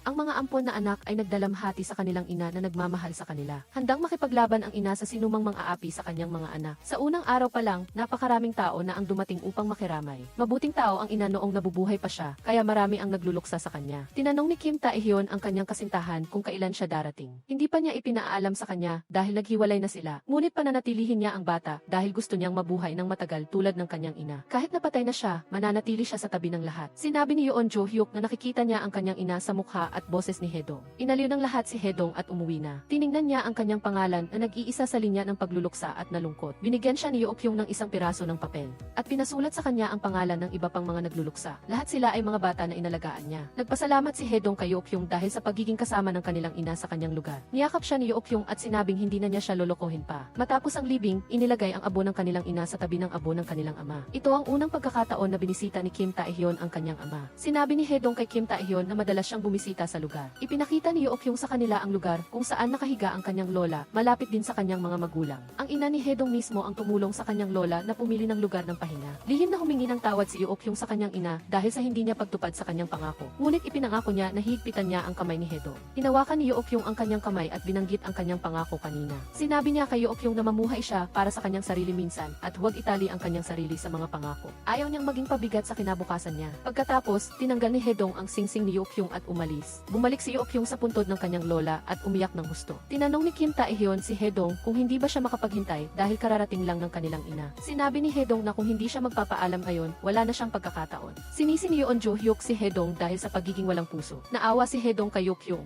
Isa siyang bata na napakaunawain hanggang sa puntong nakakapagdulot ng sakit. Gusto niyang magkaroon siya ng normal na buhay. Umuwi si Yeokyung ng gabi na at kinuha ang kanyang mga gamit at umalis. Makalipas ang ilang panahon, nagbukas ang kumpanya ng Artificial Intelligence Playground sa orphanage. Galit si Hedong dahil kailangan niyang isuot ang maskot, habang ang kanyang ex-lover naman ay nagmamayabang sa kanyang mga nagawa. Sinabi ng kasamahan na napakaswerte ng taong iyon dahil inaani niya ang mga bunga ng paggawa na hindi naman niya. Hinahangaan ng kasamahan ang katapangan ni Hedong. Ninakaw niya ang kon, ngunit tinulungan pa rin siya ni Hedong. Kung siya, ipagdarasal niya na mabigo ang taong iyon araw-araw. Nang makita si Hedong, mabilis itong tumakbo para bumati. Tinanong ng boss kung bakit siya naroroon. Hinila niya ito sa isang tabi at sinabi na lilipad si Yeokyung ngayon at ihahatid niya ito sa airport. Kahit paano, sa panahon ng kahirapan, laging nasa tabi niya si Yeokyung. Ngunit tumanggi si Hedong. Sa huli, ang chairman, ang tiyuhin, at ang direktor lamang ang naghatid kay Yeokyung. Tinanong ng direktor kung totoo bang aalis na siya. Inulit ni Yeokyung ang banta ng direktor dahil iyon ang dahilan kung bakit kailangan niyang umalis. Sinabi ng tiyuhin kay Yeokyung na inayos na nila ang kanyang matutuluyan. Nagpasalamat si Yeokyung sa chairman sa kanyang pagmamalasakit. Pagkatapos, tinawag niya ang direktor na kuya at nagpaalam. Ipinagbigay alam ni Kim Tae-hyun na sumakay na si Yeokyung sa eroplano. Binuksan ni Hedong ang sulat na isinulat niya noong bagong kasal pa sila at binasa ito. Buong puso siyang nagdasal na maging masaya siya sa landas na kanyang pinili. Pagkalipas ng 6 na buwan, ipinagmalaki ng direktor sa kanyang ama na ang kumpanya nila ay nasa unang pwesto. Sinabi niya na gusto niyang magpakasal.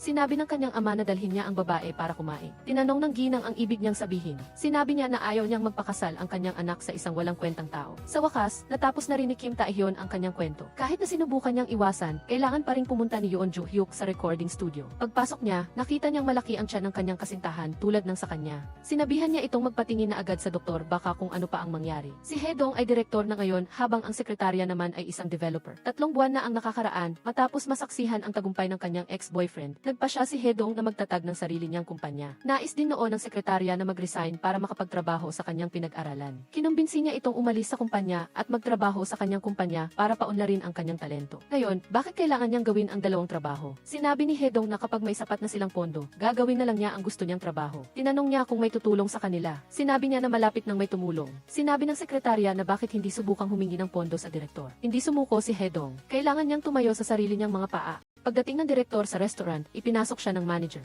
Inayos na ng kanyang mga magulang ang isang babae para sa kanya na angkop sa kanilang katayuan. Siya ay anak sa labas ng ginang Didu. Ipinakilala kay Kim Tae-hyun ng scriptwriter ang isang praktikante. Medyo mahiyain ito at sinabing fan siya ni Kim Tae-hyun. Nagtataka ang direktor kung bakit hindi ipinaalam sa kanya ng kanilang mga pamilya ang tungkol sa blind date. Agad na sinabi ng babae ang kanyang pananaw sa direktor na hindi siya magpapakasal sa kanya. Sa kabilang banda, inalok ng scriptwriter si Kim Tae-hyun na maging lektor sa universidad. Gusto na siyang imbitahin ng universidad mula pa noong nakaraang taon, ngunit hinintay nilang matapos niya ang kanyang kwento bago mag-alok. Habang nakikinig ang scriptwriter sa telepono, nakita ni Kim Tae-hyun ang isang pamilyar na figura. Sinundan niya ang anino at nakita ang direktor na kasama ang ibang babae. Nagulat ang direktor nang makita si Kim Tae-hyun na nakatayo doon at nakatingin sa kanya. Akmang susugod siya para magselos ngunit nadulas siya. Buti na lang at sinalo siya ng praktikante. Pinatanong ng chairman sa kanyang asawa kung ano na ang nangyayari sa mga bata. Sinabi ng kanyang asawa na hindi niya dapat ayusin ang pag-ibig ng mga bata. Lihim na sinabi ng ginang na ang magiging manugang niya ay isang manunulat. Hindi niya alam na nagsiselos ang kanyang anak at manugang sa isa't isa. Sa kabilang banda, tinapos ni Yoon Jo-hyuk at ng kanyang kasamahan ang recording session. Hinubad ng kanyang kasintahan ang kanyang jacket at ipinakita ang kanyang malaking tiyan. Sinabi niya na sinubukan niyang intindihin ang kanyang nararamdaman at umaasa siyang mapatawad siya para makabalik. Sinabi niya na hindi niya anak ang bata, kaya bakit niya pinipilit. Tumakbo ang kasintahan niya para yakapin siya. Sinabing nag-aral na siya sa klase ng pangangalaga sa sanggol. Humingi siya ng pagkakataon. Ikinuwento niya ito kina Kim Tae-hyun at Hedong. Marahil ay tinanggap na ni Yoon Jo-hyuk ang hiling ng kanyang kasintahan. Nang gabing iyon ay kaarawan ni Yoon Jo-hyuk at Hedong. Binigyan ni Yoon Jo-hyuk ang kanyang nakatatandang kapatid ng ilang bola na may hugis ng mga bansa. Ang regalong iyon ay ipinabili niya kay Yokyung. Hindi natuwa si Hedong na nakikipag-ugnayan pa rin si Yoon Jo-hyuk kay Yokyung. Tiningnan ni Hedong ang mga bola at naisip na binisita na ni Yokyung ang mga lugar na ito. Nakikipag-ugnayan pa rin siya sa lahat maliban sa kanya. Kinabukasan, umuwi siya sa probinsya para ibenta ang bahay para sa puhunan. Pagbukas niya ng pinto, nakita niya itong nakangiti at masayang nakikipag-usap sa isang batang babae. Matapos umalis si Yokyung, tinatanong niya ang broker kung ang taong iyon ay may intensyong bumili ng lupa. Sinabi ng lalaki na gusto ng kaibigan ng kanyang kapatid ang bahay na ito, ngunit wala siyang intensyong bilhin ito. Nakita ni Kim Tae-hyun si Hedong na nakaupo at mukhang nalilito, kaya naisip niya na buong gabi itong gising. Sinabi niya na huwag siyang malungkot dahil sa bahay ng kanilang ina. Agad na sinabi ni Hedong na magkakaroon siya ng pag-uusap sa mamumuhunan ngayong umaga at ang mamumuhunan na iyon ay ang kanyang dating kumpanya. Nagsikap ang dalawa na pahangain at ipakilala ang magagandang produkto ng kanilang kumpanya. Tinanong ng direktor kung ano ang gagawin ng dalawa kung hindi siya mag-invest. Ginamit ng dalawa ang pinakamalaking kahinaan ng direktor, si Kim Tae-hyun, bilang panangga. Ipinadala ng direktor sa kanila na ihanda ang presentasyon para sa susunod na linggo, ay matagumpay silang nakakuha ng pondo. Inayos ng lumang kumpanya ang mga benepisyo ng empleyado para maging patas. Galit si Hedong na hindi ito ginawa ng kumpanya noon pa. Nabalitaan din niya na nakauwi na si Yokyung at naghahanda para sa kasal. Takot si Kim Tae-hyun sa maraming tao, ngunit kailangan pa ring magbigay ng lektura. Buti na lang at nandoon ang direktor para tulungan siyang maging mas kumpiyansa. Pagkatapos ng lektura, dagsa ang mga estudyante na humihingi ng autograph. Pagkatapos, nag-date sila ng direktor at nag-check-in sa iba't ibang lugar. Sa gabi, ipinadala niya ang mga litratong iyon kasama ang kahon ng singsing sa telepono ni Kim Tae-hyun. Pagkatapos ay nagkaroon ng napakaromantikong proposal sa dalampasigan. Pumunta si Hedong sa convenience store para bumili ng ilang gamit. Ngunit sarado na ang tindahan. Naalala niya ang matatamis na alaala niya kasama si Yokyung at ang tindahan. Isang taong dumaan ang nakakita sa kanyang pagiging tapat sa tindahan.